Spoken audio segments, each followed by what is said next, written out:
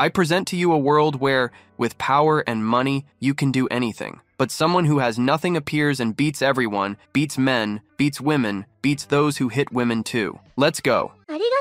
The Valhalla Academy is one of the top 3 hunter institutes in the world. Every year, many hunters try to enter this institute, but with a success rate of 1 in 500, few succeed. And even among those who do, only 150 students can graduate. You can see that the level of difficulty is just like real life, right? On the first day of class, there's already a bunch of people training. And anything goes. People with nothing in their hands against people with swords. Watching them is the senior combat instructor, Lee Sang-cheol. After a while, someone named Yu Min-jun arrives to see the candidate from his family, who deserves all our attention. Yu So-hyun from the Yu Shin family, one of the 5 most prestigious families in Korea. Everyone who crosses her path is defeated due to her talent with mana and the sword. She is a promising talent, but she doesn't draw much attention from the instructor until it is mentioned that her family has communicated with a constellation guardian from the Yu Shin family. This grabs the instructor's attention. In this world, there are 5 chosen ones to be the constellation guardians, where it is normal for hunters to receive blessings and protection from the guardians or make a contract for it. Each of these 5 guardians has a different power. The Yu Shin family has the god of the sword, Jang San family, the god of spirits, Jin Choi family, the god of martial arts, Oseon family, the god of fists, Jeon family, the god of the bow. Yu Yan, having communicated with a guardian, is a great genius with incredible potential. Passing the academy test will be easy, they say. This is so important that the whole world is watching through cameras. The fight of the 17-year-old super talent will be against Kim Joo-ha, also 17 years old. The instructors are even surprised at how calm the boy was knowing who he was facing. Confident in an easy victory, the fight begins. Our girl draws her sword, but there's no sign of the boy. She decides to attack. Her swordsmanship was incredible, as well as her control of mana,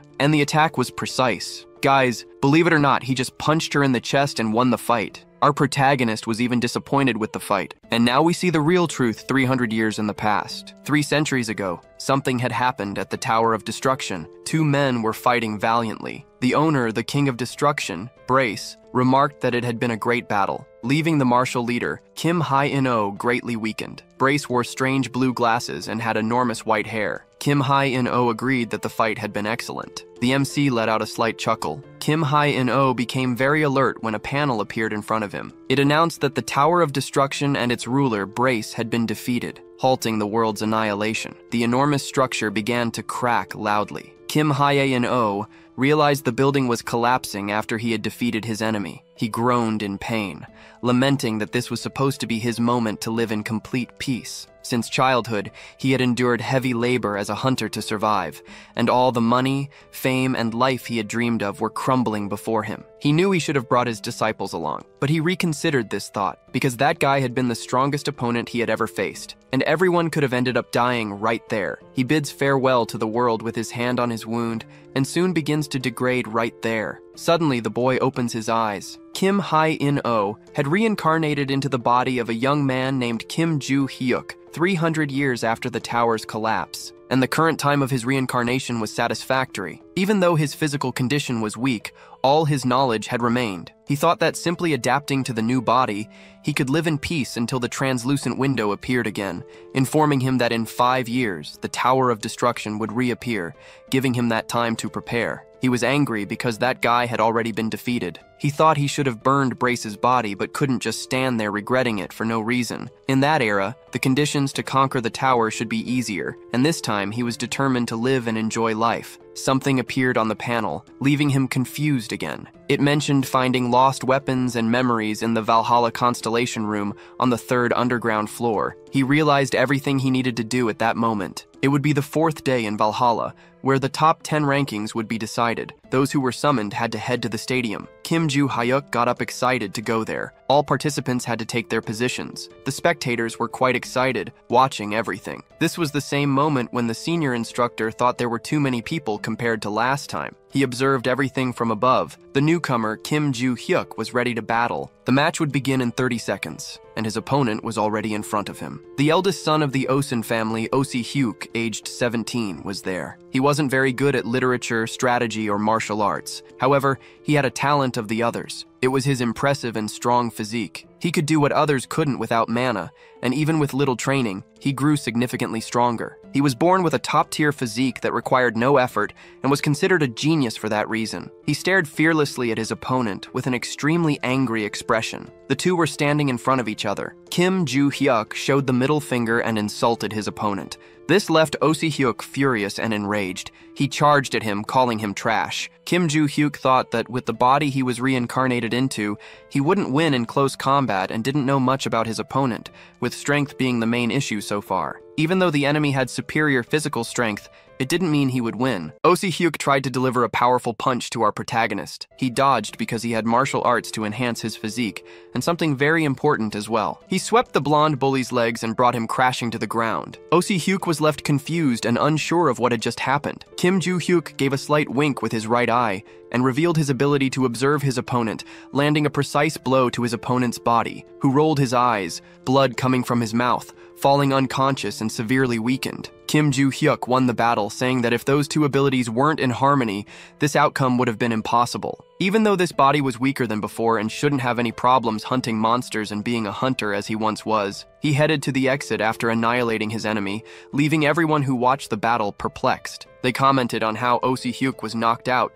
and brought down by such a simple attack. A man in the back thought deeply about all of this in silence. He was the head of the Osen family, the king of fists, Oh Chol-shin, very angry at the opinion of those ignorant enough to call the attack simple. Even though his son had only trained his physique, ignoring martial arts, he should have easily dodged that blow, but this time, it was something he couldn't evade. Stigako let his temper get the better of him and just charged at Kim Joo-hyuk. He had even used magic, which he rarely used, to try and end it quickly, but Kim Joo-hyuk tilted his head slightly to dodge. Since he was certain a strike was accurate, he shifted his entire center of gravity forward, making Osi Hyuk fly in despair, surprised by the missed punch. His opponent's hand was extended and open at that moment to counterattack. This meant that Kim Joo-hyuk moved faster than Si Hyuk at maximum speed, proving he already had a plan for the battle, and that alone was already a monstrous talent. Oh Chol-shin, after processing all of this, remained silent and deep in thought. Unfortunately, many people also recognized the value of that rookie, and not all of them were ignorant. Oh Chol-shin thought of the name Kim Joo-hyuk and resolved to ensure the boy would join the family no matter the cost. The stadium lights were turning on. Many fans of Choi Aren Nuna were there, cheering enthusiastically. The boy was quite impressed by those lunatics who had already served in the military, yet were clamoring for a 17-year-old girl calling her Nuna. That would be the final ranked match. Kim Joo-hyuk was set to fight Choi Ah-ren, the second daughter of the Choi-jin family. At the start of the match, she immediately drew her sword from its sheath, preparing to strike for the first time. Kim Joo-hyuk faced her with a calm, serene expression. The two stood still for a moment, neither moving nor speaking. He quickly assumed she was waiting for his first move, and the fact that she was at least trying to read the situation made her better than his previous opponents. He chuckled lightly, pondering what he should do at that moment. Then he started walking toward his Q opponent, who was on guard. He observed her with a frightening expression, his hands in his pockets. She stared back, fearless and unafraid. She gripped her sword with great strength and determination,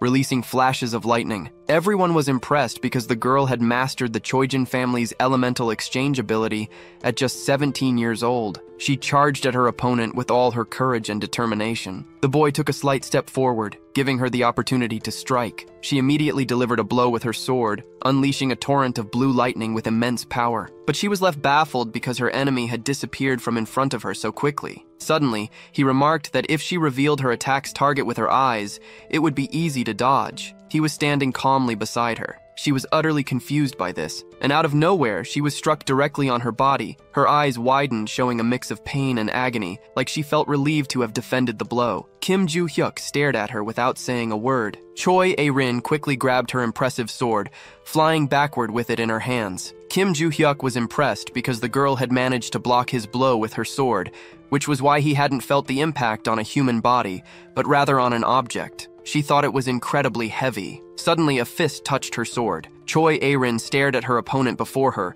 who challenged her to dodge the next attack. Then he unleashed a powerful strike, sending the girl flying far away with a desperate expression. She landed on the ground, sprawled, and left there. The boy thought there was something odd about that attack. It seemed like his posture was slightly off. But in the end, it didn't matter because the victory was secured regardless. The panel displayed the top 10 admissions to Valhalla, and Kim Joo-hyuk ranked first. He was walking nearby, adjusting his shoulder. Suddenly, many voices left him surprised and confused. A crowd had gathered, begging for his attention and acceptance into a group. Annoyed, he shouted at everyone to shut up, wrapping up this chapter. On the news page, a headline was that Kim Joo-hyuk was on the verge of madness, described as a crazy psychopath. 92 comments criticized him, claiming he was likely a bad person due to his reprehensible actions. For a rookie, the boy was seen as very arrogant and over the top. The comments continued discussing his potential and negative behavior. Meanwhile, in the grand towering buildings of Valhalla, the freshmen were being warmly welcomed. Kim Joo-hyuk thought all the introductory information about Valhalla's history was boring and tedious. Then he noticed a boy behind him. The boy averted his gaze with a nervous and shy expression. Kim Joo-hyuk figured he had attracted a lot of attention the previous day. But there was still an unresolved issue, that claim about weapons and memories that the panel had ordered some time ago. On his way, Kim Joo-hyuk thought he only needed to get in and out, which seemed like an easy task. Yet he noticed something nearby. The opening ceremony had already ended by then. The virtual combat simulation room was just ahead. The former chief instructor of Valhalla from the Trojan Guild, Kim Lee-goon, wondered why the class distribution was arranged that way. Ahead was Yu So-yeon from the Yushin family, and beside her stood Arin from the Trojan clan. In the middle was Oh Si-hyuk from the Osin group. They had said the classes would be distributed randomly, but 3 of the 5 geniuses from the families were in the same room. And there was something else interesting. The guy glanced at Kim Joo-hyuk and noticed that he was also in that class, completely condemning the man's year. He tried to calm himself to assert control over the situation right away. He introduced himself, saying it was a pleasure to meet the young ones, and that he was the person in charge of the class as well as their instructor. First, he pressed a button on the podium he was standing at. All the girls panicked at what happened next. Suddenly, they all appeared in a vast field. Everyone began questioning where they were as they had been in a completely different place seconds ago. Kim Lee-goon grasped the hilt of his sword and thought about showing a bit of bloodlust right there. Suddenly, several demonic beings, hideous and terrifying, appeared filled with rage and wielding various weapons. Everyone began screaming and panicking at the sight of it all. Oh Si-hyuk thought those were orcs and goblins,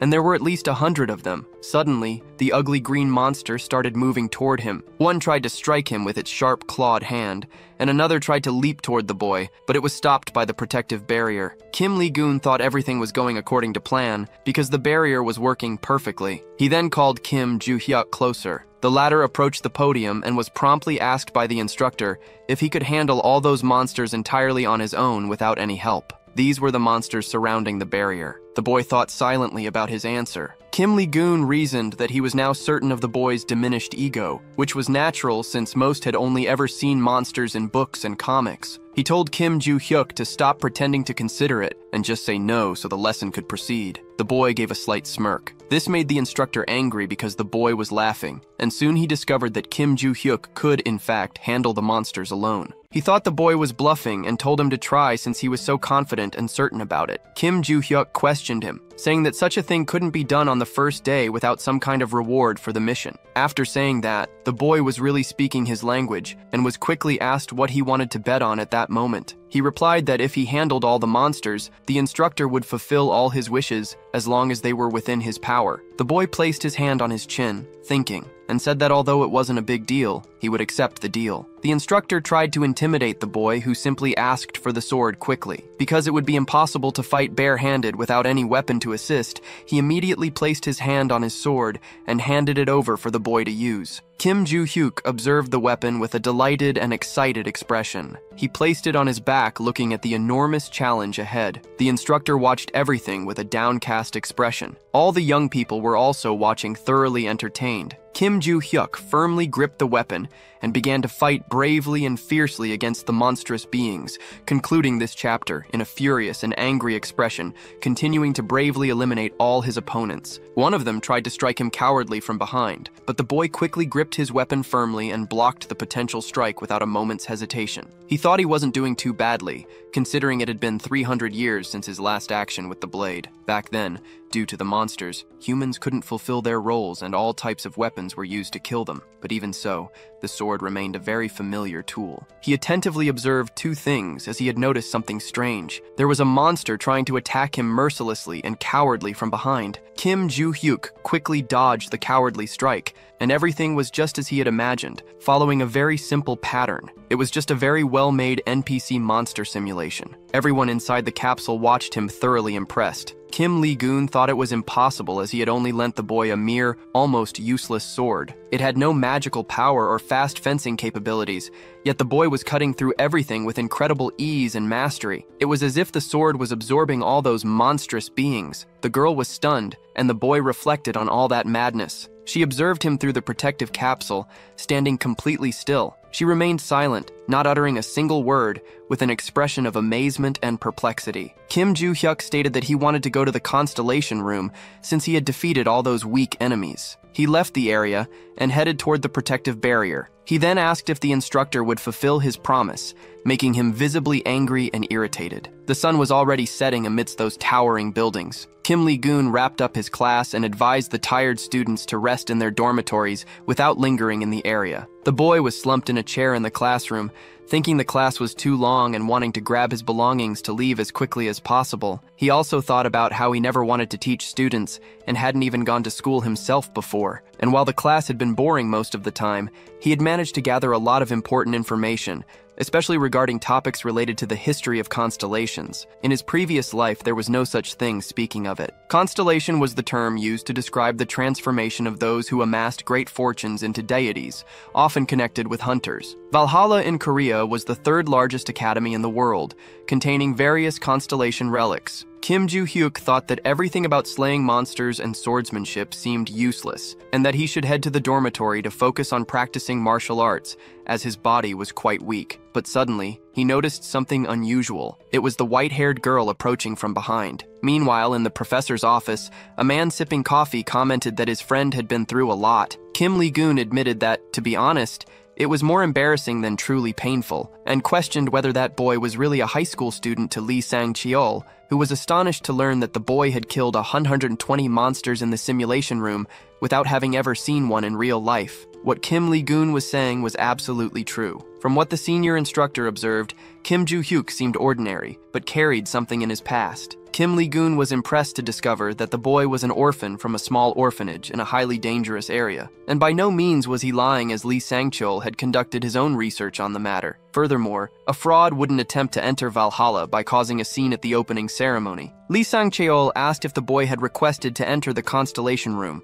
receiving an affirmative response from Kim Lee-gun. The senior instructor said he would let the boy go to the first floor of the basement, according to the director's instructions, making his friend very grateful for it. And since he had brought him there, he should take responsibility. Besides, he didn't know much about the completely restricted area on the 5th floor, but there should be no problem with a quick visit to the first. Kim Lee-gun expressed concern about what might happen in the next year, leaving his friend confused. His class had 3 students from the 5 families, and it wasn't easy to manage even one of them, which the senior instructor fully understood. He didn't try to comfort him, but mentioned there was an exchange student from the Ventric family in another class, leaving him quite surprised. Rockdale Ventric belonged to the Direct Ventric group. Kim Lee-gun had heard that the boy had been expelled from the British Academy for causing trouble. He took a deep breath, still somewhat worried, and said that after hearing that he felt his situation was better than the neighboring class. Kim Joo-hyuk looked at the girl with a dubious expression. She also stared back at him without saying a word. He broke the silence, asking what had happened. The girl asked him to teach her all those swordsmanship techniques concluding this chapter. Kim Joo-hyuk didn't quite understand all of it. The girl was very eager to learn the swordsmanship he had demonstrated earlier,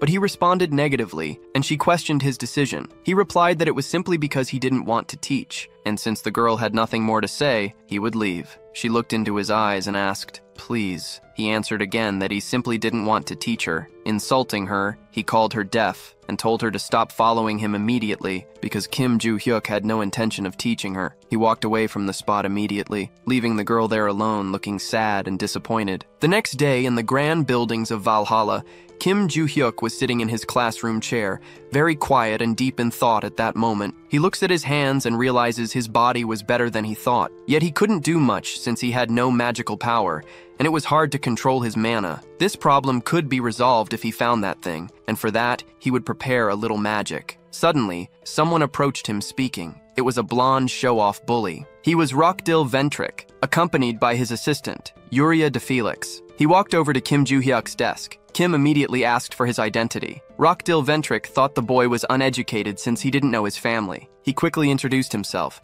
and said he didn't want to waste time. He asked if Kim Joo-hyuk was interested in becoming strong. He invited him to join the main Ventric family. In most families, the affiliated lineages had more difficulty gaining power and wealth compared to the main branch. However, the Ventric family had a beak mask, a constellation guardian, making it different from others. Typically, an S-class soldier or higher would protect the organization, directly selecting a star member and granting them power and protection. But for the Ventric family, they chose to sign an agreement with a non-constellation individual to avoid contractual misunderstandings. Due to this unique decision, the organization held significant power in Europe, and joining it would grant immense influence. With this authority, Rockdil Ventric, supported by his family, had become excessively arrogant. Something had happened not too long ago. Due to an incident at the British Academy, he had been expelled, but he wouldn't cry over spilled milk. At the door of that place, alongside his assistant, he declared he always got what he wanted. And even though he had been expelled before, being from the Ventric family meant they would always find a way to put him back on track. After all, that person would enjoy it too much. Returning to the present, he tried to talk to Kim Joo-hyuk. He thought he could have the boy, who had been the center of attention at the entrance ceremony, on his side. So he offered the boy a proposal to take him to the Ventric family's constellation if he accepted, but he was arrogantly declined. He stood there, stunned and not knowing what to do at that moment. His assistant also made a strange face. He became furious. But Kim Joo-hyuk wasn't naive and realized he wasn't truly interested and had just won to Rockdale Ventric angrily called the boy a rude, disgusting brat. Suddenly, an authority figure arrived, ordering everyone back to their seats and calling out the show-off. This made him even angrier because the man addressed him by his full name. The man was the senior instructor, Lee Sang-cheol. He emphasized Valhalla's rules, reminding everyone that this wasn't the academy. The show-off thought about that man, knowing he was a combat instructor. He gritted his teeth in rage and fury, returning to his seat quietly with his servant. He declared he would encounter Kim Joo-hyuk again someday. Kim watched everything with his red eyes without saying a single word. Later that day, a school ended. Kim Joo-hyuk thought about how he hadn't learned anything related to the Constellation Hall during the lessons and had instead gotten involved with an idiot that morning. He pondered many things about the Guild Scouts, students, and instructors who wanted to recruit him despite his criticism of them. Once again, someone approached him from behind. It was the persistent girl asking him to teach her fencing again. He became annoyed, realizing it still wasn't enough for her either. Back in the Grand Valhalla dormitory, in the highest class hall inside, someone was seething with anger, smashing chandeliers with uncontrollable fury. It was the annoying and arrogant Rockdale Ventric. He was infuriated by the orphaned Kim Joo-hyuk, who had humiliated him. He demanded that Yuria immediately call Dazara, as he needed someone to deal with a certain person, ending the chapter. Rockdale Ventric continued to simmer with rage. He once again called his poor assistant by name. She stayed quiet and still as he spoke. He grabbed her hair forcefully and demanding she respond immediately. He then asked if she still believed herself to be the eldest daughter of the palace family. He threatened to throw the poor girl out of the group, prompting her to beg him out too. He swiftly threw her to the ground with all his strength. Once more, he ordered her to call Dazara as there was someone for him to deal with. It also instructed her to inform a second-year member of the Rise family that he wanted to see him. The terrified, helpless blonde assistant replied affirmatively. At the Valhalla dormitory, specifically in Kim Joo-hyuk's room, he was meditating with bright blue magic radiating from his body. He was deeply focused on what he was doing. Suddenly, he coughed, releasing a lot of smoke, realizing once again that his body was truly useless and couldn't summon any magic with it. he entered a deep silence, lost in thought. He began recalling his return to the dormitory that afternoon, when the girl had appeared behind him once again and approached him for the second time. They had already reached the dormitory door, and she kept following him. She repeated her request like a parrot, being so irritating, and almost begged for action to be taken. He then proposed 10 million won per lesson. The girl lived deeply saddened and disappointed again,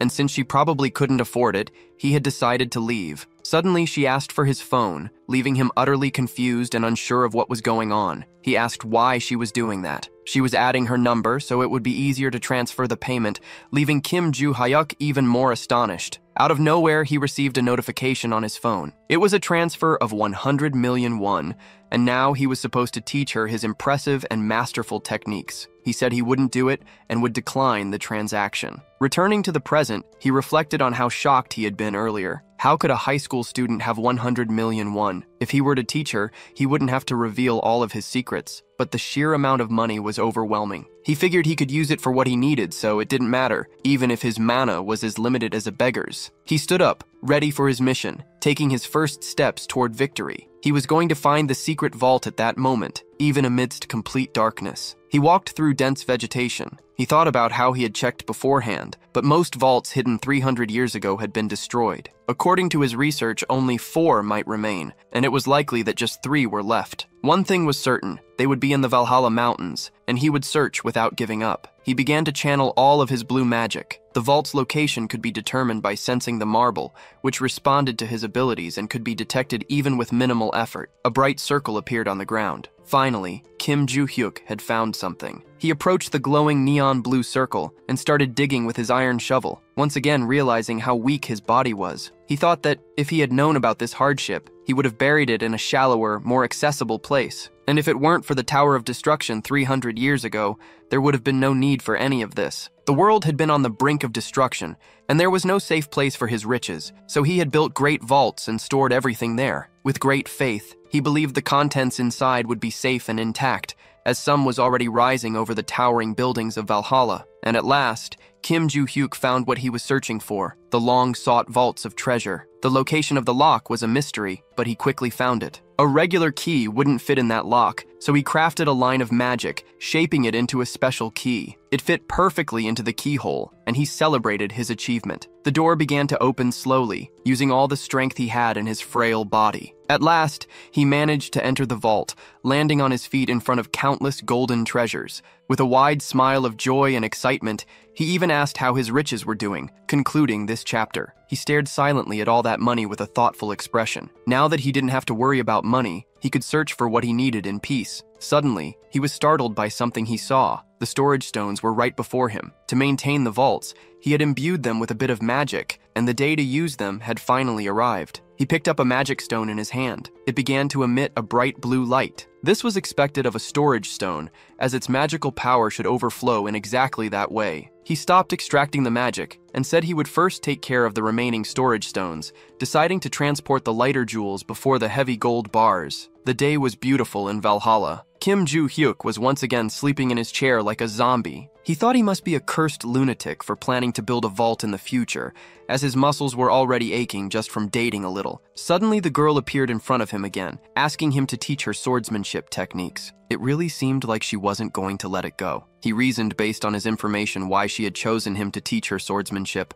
and soon asked Aaron Choi about her persistence, since she could learn everything from her family. She replied that she had never seen anyone handle a sword better than Kim Joo-hyuk. He then questioned her about her father, as he was the head of the Trojan family, and probably better with a sword than him. Just as she was about to talk about her father, the instructor called Kim Joo-hyuk to the teacher's lounge, leaving him very confused about it. But it was all related to the things he had asked about last time, and since he really wanted to know, he quickly got up without hesitation. He rose from his chair and left, leaving the girl standing right there. She asked for permission to speak. She remained silent for a moment with a slightly sad expression. Kim Joo-hyuk told her that the next day at 6 in the morning, she should meet him at the local training field. She was stunned by the information she had just received. The boy asked if she didn't want that opportunity. She had a moment of realization and replied that she would definitely be there. Meanwhile, in the nearby teacher's lounge, the instructor sat in front of the boy, and since he had a class in a few minutes, he spoke quickly and without delay. First, Kim Joo-hyuk's access to the Constellation building had been approved, and he only needed to go to the building's basement. However, he was not authorized to enter any floor below the basement. He replied affirmatively and promptly asked when he could do it. He found out he could go that same night and confirmed he would do so. Kim Min-goon was very surprised as he thought the boy would make a scene about not being authorized to go below the first basement floor. Finally, the two parted ways to attend to their respective duties. The boy left the room immediately after that. Megan had already fallen in Valhalla. This was the place they sought. It was the treasure of Valhalla Academy in the Constellation Hall. The boy observed everything around him. There were two guards dressed in black standing and keeping watch. As he carefully observed everything, one of them was speaking into a radio with someone. Kim Joo-hyuk remarked that the security was stronger compared to the main gate and was told that this demonstrated the importance of the Constellation building. He thought not only about the guards, but also about the exterior walls. They were covered with all kinds of magic, completely surrounded except for the entrance. Kim Joo-hyuk wanted to ask his professor for clarification. He then questioned how someone could descend to the second basement floor and whether it would be illegal. Kim Lim-goon quickly replied that it wouldn't make someone a criminal, but would get them expelled from there. Moreover, they'd go insane before leaving the school, leaving the boy slightly confused about it. Kim Lim-goon then explained that on the second floor, the magical power of the constellations flowed without restriction, and anyone who touched the magic would have their mind shattered. The boy quickly grasped the situation. Meanwhile, the instructor wondered why the boy had asked about this before entering the building, as it seemed like he truly wanted to go down there. But he soon dismissed the thought, reasoning that the top entry candidate wouldn't do such a thing since staying at the academy was much better. Kim Lim-goon informed him that he had only 30 minutes. The boy replied affirmatively, saying he'd be back soon. Suddenly, the panel appeared, displaying and ordering the same things as before. He observed it carefully right there. Kim Joo-hyuk didn't care about being expelled since he had come to Valhalla solely because of that place, and he had to go to the third basement first. He wondered why there were so many endless stairs in that building. As he descended them quickly, suddenly he saw something ahead of him. That place looked like a massive prison. He was sure the Constellation Hall was on the first basement floor. All of it didn't seem that important, leaving him uncertain about going deeper. Suddenly, the panel appeared again, informing him that the requirements were met and that he was being transported to the hall, leaving him uncertain about what was happening and where this place might be. Suddenly, he began disappearing from there along with the panel. Someone possibly familiar greeted him in the new location. It was the infamous enemy, Brace. He looked at Brace, utterly surprised and wearing a terrified expression. Brace remarked that after 300 years, this was their reunion. Suddenly, in the middle of his speech, he received a strong punch to the face. Kim Joo-hyuk had delivered a direct blow to his enemy, and he was quite pleased to see that cursed figure. Brace asked his enemy to calm down, but he received another punch to the face. He tried to pacify the situation for a proper conversation, but yet again he was struck because Kim Joo-hyuk only wanted his death. All his attempts to stop the fight were useless. He was already on the ground, weakened and defenseless, and Kim Joo-hyuk was growing tired of fighting. He then remarked that he wasn't the kind of person who used fists, but this case was different because Brace had destroyed his future. On top of that, Brace had ruined his wealth, honor, and all the time he had invested in his disciples. Brace then asked if Kim Joo-hyuk wasn't curious to know what kind of place this was. Kim Joo-hyuk admitted he was curious because there didn't seem to be anything peculiar about it. Brace explained that this was an imaginary world, a space within a relic, leaving Kim Joo-hyuk enthused. What Kim Joo-hyuk was seeing, according to Brace, was purely imagination because his body had ceased to exist 300 years ago. He wanted to say that he had always been within that relic. The boy was deeply shocked as this revealed something significant. Brace gave a slight smirk at that moment and declared that he had become a constellation, leaving Kim Joo-hyuk speechless for a moment. Then, in anger, he delivered another strong punch to Brace's face. Meanwhile, outside the building, Kim Lim-doon had been waiting for the boy for quite some time. Suddenly, something appeared before him. It was Kim Joo-hyuk being searched by the local guards. Lim-doon questioned if the boy had done anything strange, but Kim Joo-hyuk said he had only looked around.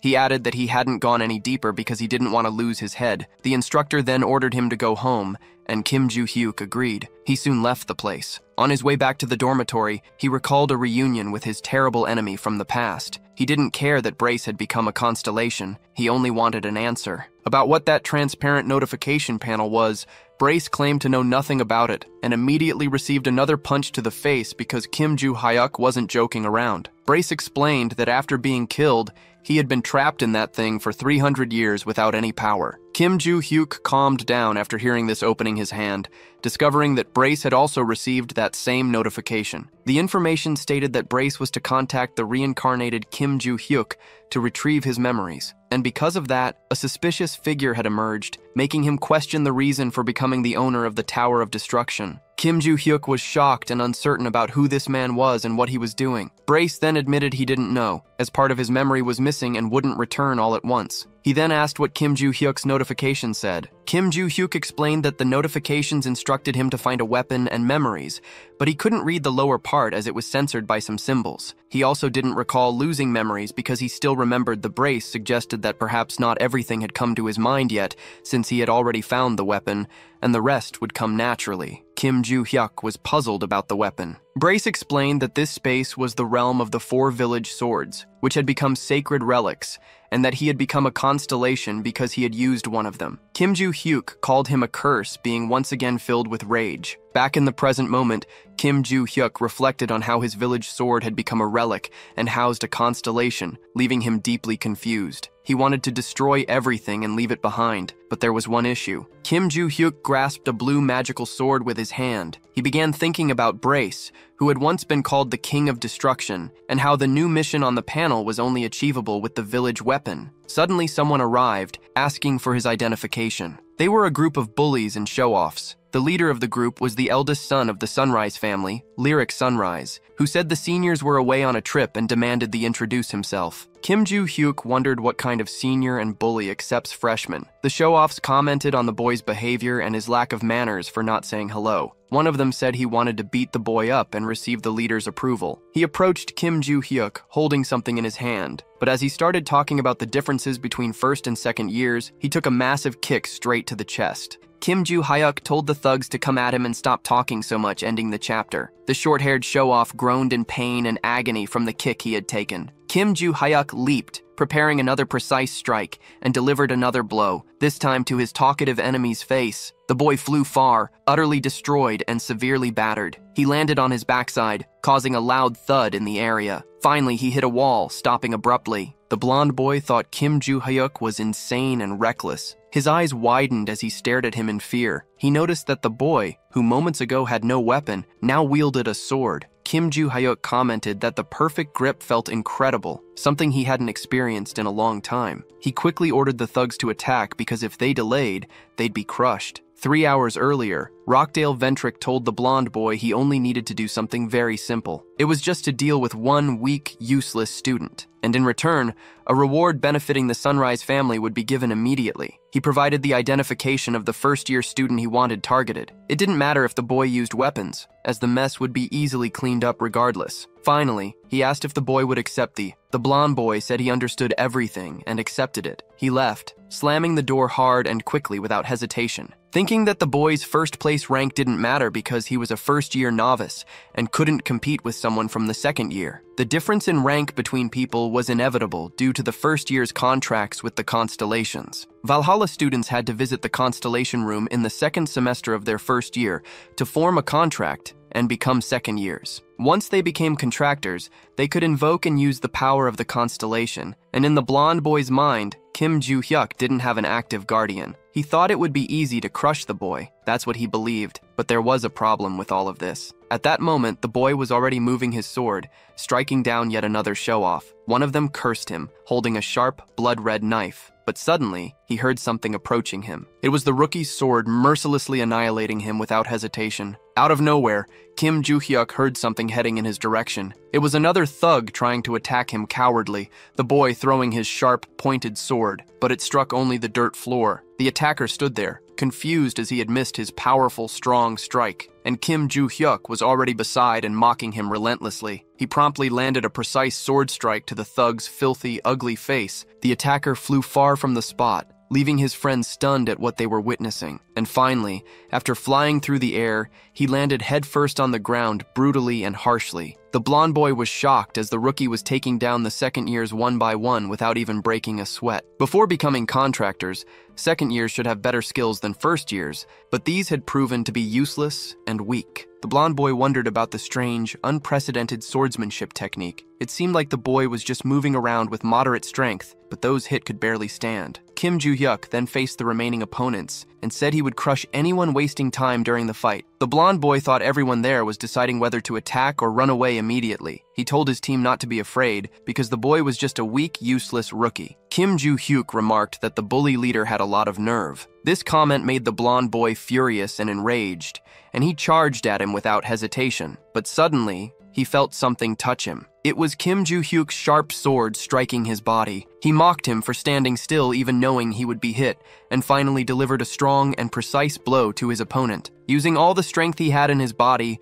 the blonde boy wondered when the rookie had managed to get so close, and then collapsed to unconscious. Kim Joo-hyuk immediately opened his palm and slapped the boy's face several times to wake him up. He also asked who they were and why they wanted to fight him without any apparent reason. The blonde boy explained that they were all senior veterans. Kim Joo-hyuk thought this wasn't normal and suspected there must be someone behind this pointless fight. The pale boy with earrings admitted it was just to break the nose of the rookie ranked first and nothing more. Kim Joo-hyuk mocked them, speaking about their supposed loyalty as bullies. And as he was leaving, he was called back by the arrogant little boy. The boy warned him that if people found out about the incident, the rookie would be expelled immediately, but Kim Joo-hyuk didn't care, saying everyone would know about this embarrassing and shameful defeat for the losers. Several second-year students had attempted to beat up a freshman, but ended up losing miserably, which would be humiliating if it got out. So the blonde boy should think carefully if he wanted any chance of joining a guild. Kim Joo-hyuk left after saying that,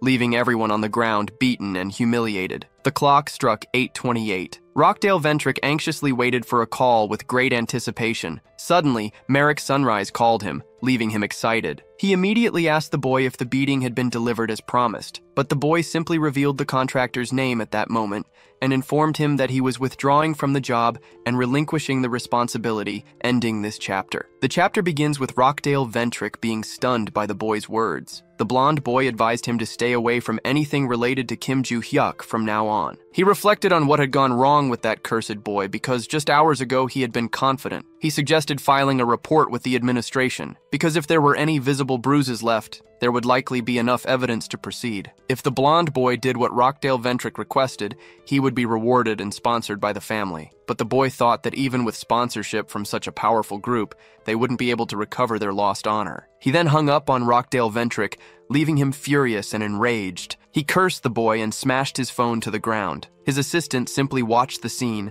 standing still and silent. He then called for Yuria, who responded affirmatively. She had already carried out Rockdale Ventric's orders, but since Desira was far away, it would take a long time for him to arrive. This made him even angrier because the boy was so distant. Meanwhile, in the beautiful country of Mexico, more specifically at the Aripia Academy, several boys lay sprawled on the ground. A brute was looking at his high-tech phone amidst all the chaos. He was the fearsome Desira Ventric and noticed that his brother wanted him to go to Korea because he would have to deal with someone named Kim Joo-hyuk, and the reward was already prepared, leaving him excited to hear this. He thought there was no one he could turn to for money after being kicked out, and now a great turnaround had happened in his life. The next day, at 6 p.m. in Valhalla's Grand Training Hall, Kim Joo-hyuk was impressed by the size of the enormous space and was already excited, ready to run tirelessly with great determination. Suddenly, someone arrived and questioned his presence there. He discovered it was Barge in the sealed sword, leaving him surprised. Kim Joo-hyuk was only impressed because he thought the boy had escaped somehow and would need to beat him up and put him back. But since that wasn't the case, everything was fine between them. Kim Joo-hyuk planted his feet firmly on the ground and began stretching, while asking questions to his fearsome enemy. He talked about the sword that had become an artifact and was currently being kept at Valhalla, as well as how they had left the Constellation Room with it. Kim Joo-hyuk was concerned because Brace had swapped the weapon for a slightly identical replica. He was questioned about how he had learned to do that and replied that even after losing all his power, he could still create such forgeries. Kim Joo-hyuk discovered that Brace didn't know why he had such strange abilities. Suddenly, the gray-haired girl arrived at the scene. While Kim Joo-hyuk was still stretching his body, he was surprised by the girl's presence. She then asked about the swordsmanship lessons, but the boy wasn't going to teach her at that moment. Instead, they would start by improving her stamina. The cute girl looked very confused upon hearing this. Still, she was determined to learn, willing to do whatever was necessary. Kim Joo-hyuk had told her to start stretching immediately, and she responded affirmatively. Although it was basic, the girl needed to improve her stamina to better absorb mana and control it more easily. The current training method was quite strange since it prioritized one thing over another equally important aspect. Koi Aran,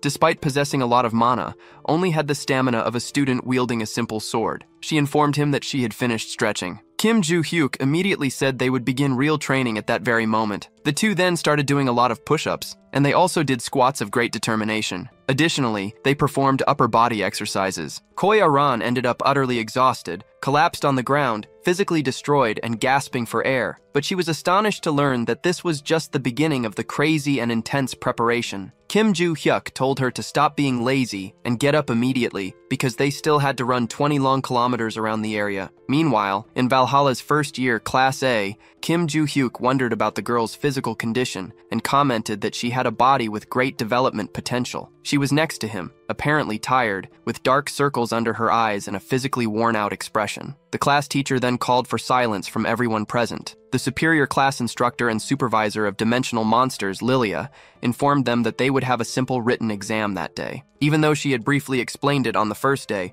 she had asked all students to study. So that day, she would test their knowledge of how to deal with each individual monster. The exam began shortly after. Everyone seemed deep in thought as they worked on it. Even Koi Aran appeared to be struggling with the test. Kim Joo-hyuk stared at her as if she were his most feared enemy. Suddenly, the teacher checked the time on her very advanced and stylish watch. She then announced the end of the time limit, instructing everyone on how to return the test papers. That test wouldn't count toward the general individual ranking, but would measure their skills for the next class. Once all the tests were submitted, she informed the class that next week they would begin the first official lesson in the virtual combat communication room. She then bid farewell to everyone as she quickly left the room. Kim Joo-hyuk remained silent after hearing all this with a thoughtful expression. Brace began questioning him about the method he used for the tests, leaving him astonished to learn that Brace had been watching everything. The enemy said he had nothing to do in there and was asked about his thoughts on the protagonist. He explained that, to be exact, you could only hear the boy's imaginations related to him. Kim Joo-hyuk said he had simply written the answers as he knew them,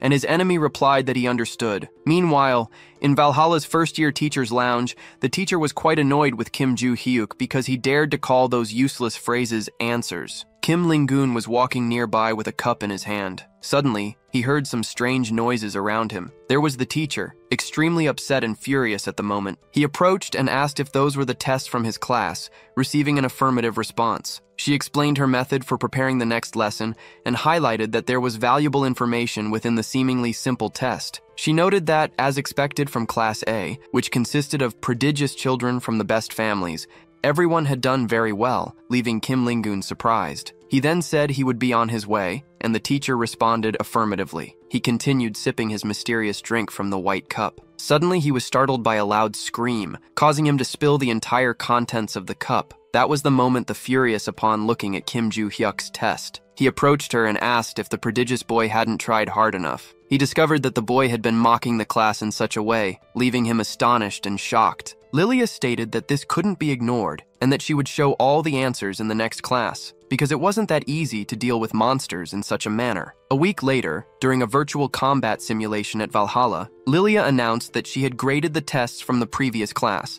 and although most students did very well, there was a caveat. She ordered Kim Joo-hyuk to step forward. Without hesitation, he did as instructed. The two stood facing each other. Lilia handed the boy his test sheet. It was marked with numerous red corrections. The teacher then revealed that Kim Joo-hyuk had received a 0, and it seemed he hadn't taken the tests seriously. He disagreed, insisting he had put effort into it. She had a few questions for him. The first was his answer to the question about the most effective method to handle a stone goblin. Kim Joo-hyuk replied that the solution was to strike it in the stomach. The second question asked what to do if 8 wild goblins were charging at someone. Kim Joo-hyuk answered that the solution was to send each one to hell, starting with the closest. The teacher couldn't believe he was serious with those answers, and he hadn't even tried to disguise his lack of effort. The best way to kill a stone goblin wasn't with a sword, as it wouldn't be powerful enough. Lilia doubted Kim Joo-hyuk could even manage it. He contradicted his teacher, saying he would finish the fight with a single strike. This left her irritated with his nonsense and boundless ego, but she understood his confidence,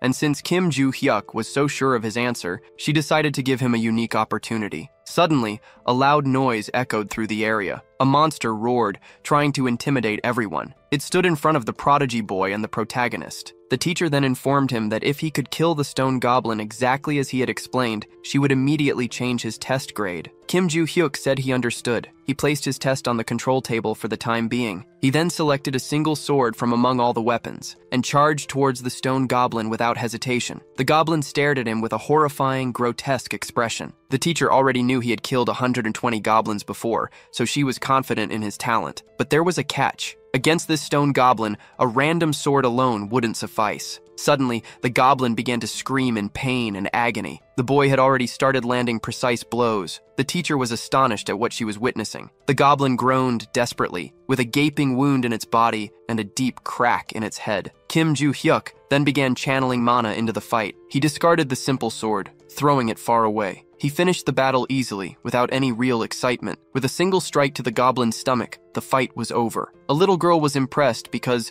without any magic, he had killed a stone goblin with just one sword. The burly blonde boy watched in complete silence, utterly shocked. Even Choi Ah-rin was visibly amazed. Lilia let out a deep sigh and asked how the boy had managed to do that. He explained that he had simply struck the goblin in the stomach, leaving the teacher puzzled. She felt that to kill a stone goblin with just a sword, one would need to be at least an A-class contractor, which made logical sense under these circumstances. Yet the boy had done it with just a weapon. He then asked if his answer had been correct, but Lilia replied in the negative, saying it had just been one question, and there were more to come. The boy was perplexed because it seemed like everything would happen again. Suddenly, the ground began to open. He was amazed at what he saw. It was a vast, dark tunnel stretching endlessly. Kim Joo-hyuk immediately asked his teacher what it was about. She told him to focus and look ahead. A faint step was heard. A few monsters appeared from the darkness of the tunnel. She thought it was challenging to control goblins with rage issues because using the wrong technique could trigger their scream ability,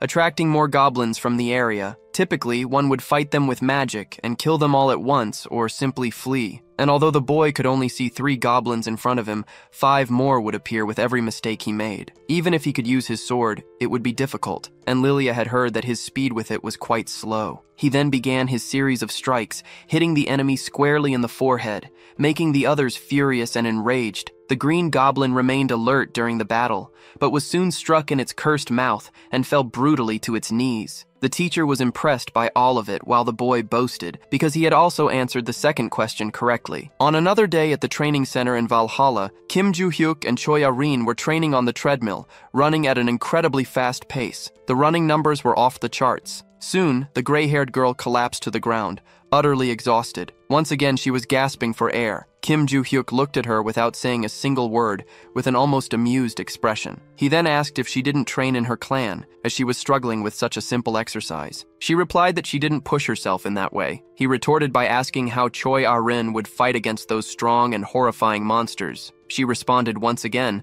saying she could use her magical power by borrowing strength from the constellations. Kim Joo-hyuk thought everything was as expected, since instead of training their own stamina, they focused on magical power because they relied on the constellations. By not improving their physical abilities, it was fine as long as they trained enough to borrow power from a constellation, but the risks were immense. There was a chance of being caught in the middle of a labyrinth or dungeon with a magic restricting spell. Additionally, their mana could be completely depleted after prolonged battles, not to mention that constellation members might refuse to lend their power. After thinking about all this, Kim Joo-hyuk called the cute girl. He asked if she thought those stamina exercises were worth anything to her. Choi Ah-rin immediately answered affirmatively because he had told her he would teach her swordsmanship if she did them. He was stunned by that kind of response because it was basically the reason he had her do it. She was quite confused upon hearing all of this, but they brushed it off and wrapped up the day's training as they needed to head to the academy soon. She didn't understand why he wasn't going. Kim Joo-hyuk explained that he was going to do one more set of physical exercises. He asked if she wanted to join in too, but he reconsidered and dropped the question. Choi Ah-rin quickly bid farewell and left the place, leaving Kim Joo-hyuk alone, holding a giant weight. Brace immediately asked if Choi Ah-rin was the girl's real name, to which his enemy replied affirmatively. The villain was astonished that she had endured the training without even complaining. Kim Joo-hyuk explained that he had only decided to train her in swordsmanship because she had pestered him so much. He also responded to another of Brace's questions, saying he had never revealed the truth to her, but he suspected she already knew. Both of them found it interesting that the girl had grasped his strength just by observing, which was why Kim Joo-hyuk would teach her some skills. Suddenly, the boy heard something around him. It was a muscular man bench pressing right there, with enormous heavy weights. The guy was drenched in sweat and groaning from the effort. Out of nowhere, he also noticed Kim Joo-hyuk's presence. The two stared at each other briefly, without saying a word. Kim Joo-hyuk then asked how long the man had been there. The man explained that he had been around since the beginning, as it was customary for him to train after class. He quickly excused himself and left the area. Kim Joo-hyuk began contemplating the martial skeletal structure and skills of Si-hyuk-ho. Brace immediately questioned why the boy was interested in that muscular man. He explained that Si-hyuk was destined to be smarter than those who only train in magical power. Kim Joo-hyuk asked Brace what those cursed constellations did, to which Brace replied that he wasn't entirely sure. The boy mocked his enemy for only being able to say that. Brace explained that even as a constellation himself, he had been isolated there for 300 years, knowing nothing about the others. He also mentioned that Kim Joo-hyuk could probably learn more about them if he completed the new mission in the Systems tab. This left Kim Joo-hyuk deep in thought about the subject. The panel suddenly appeared with some information and precautions to be taken. It mentioned the center of the Great Valhalla Forest, home to Madagascar, leaving the boy pensive. It was a place he had heard about in class, and was the final survival location they had visited during the first semester. He thought that if it weren't for that cursed mission, he would just leave after recovering his belongings, but it seemed like he needed to be stealthy for now. Brace immediately questioned the boy's thoughts, which he quickly justified by recalling the fight that had happened, and said that if he hadn't done what he did, his head would have been crushed, just like Brace's had been. Kim Joo-hyuk also thought that, in any case, until he completed the mission, he couldn't leave, so the secrets of reincarnation would reveal themselves automatically. Meanwhile, in the United Kingdom and London, more specifically at the Ventric Mansion, the place had many old-fashioned details, with eerie paintings covering all the walls. An enormous table with a man and a woman seated at it came into view. The woman immediately began her inquiries. She was Adelia Ventric, the vice head of the household, demanding to know what had happened. The man reported that the labyrinth near Reading had been solved. Adelia congratulated him on this and asked if there was anything else to report at the moment. He mentioned that he was considering recruiting a few competent men he had encountered along the way, particularly a survivor from the robber clan. The leader questioned him further, to which he replied that the man was very strong and the others were A-class contractors. Adelia agreed to grant them the Ventric's blessing, instructing him to conduct capability tests for them, to which the man affirmed. She then asked again if that was all for the day. Suddenly she learned that the man had a report regarding Rockdill Ventric. He mentioned hearing about a recent incident. He informed her that Desira had been summoned to South Korea. This left Adelia furious, her expression filled with rage. Desira Ventric was the black sheep of his family, the worst delinquent to exist. He had committed numerous heinous acts using the family's name, including killing 5 people at the British Academy at the age of 19, simply because of an argument. At 20, he was completely disowned by the Ventric family. Adelia reflected on how he had been hiding for many years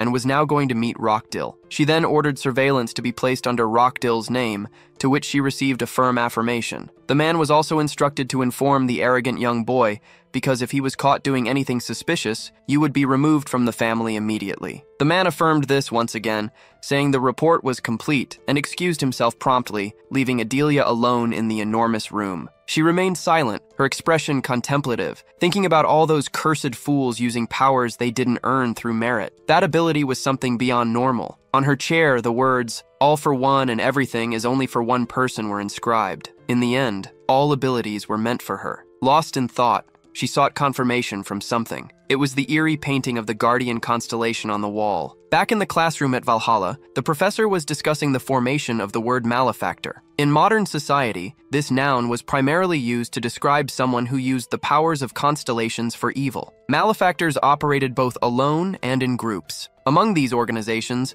the most notorious was the group Onagad. Kim Joo-hyuk thought that while exercising made him feel stronger, He also had a knack for using mana. Though not at a genius level, he was much better than before reincarnation, yet something still felt off. This made him question the reason for the poor condition of his body earlier. When he tried to circulation on the first day, he could barely finish as his mana was below that of an average person, and his physical state was so poor that just digging a little left him feeling faint. Yet even with a body like that, it shouldn't have deteriorated to such a degree. Something must have happened in the past, but there was no reason to stress about it now. Suddenly, a finger tapped on his desk. He looked at it, calm and composed. It was the beautiful Yu So-yeon. She left a crumpled piece of paper on his desk. The boy was surprised by the note. On the paper, a large "hi" was written. Kim Joo-hyuk wondered what was going on now. A little while later, Kim Lim-goon announced that the students would be allowed to leave campus over the weekend, but they needed to submit separate requests. He concluded his lesson with that simple announcement. Kim Joo-hyuk reflected on the idea of leaving the campus. He quickly filled out his request for a Saturday outing with a rather trivial reason. Brace was surprised by the boy's decision, which he confirmed was genuine, and asked where he planned to go. Before he could answer it, he heard a voice calling him. It was a cute girl wearing a tire. The two had a brief conversation about what had happened hours earlier. Kim Joo-hyuk had even responded politely to her note,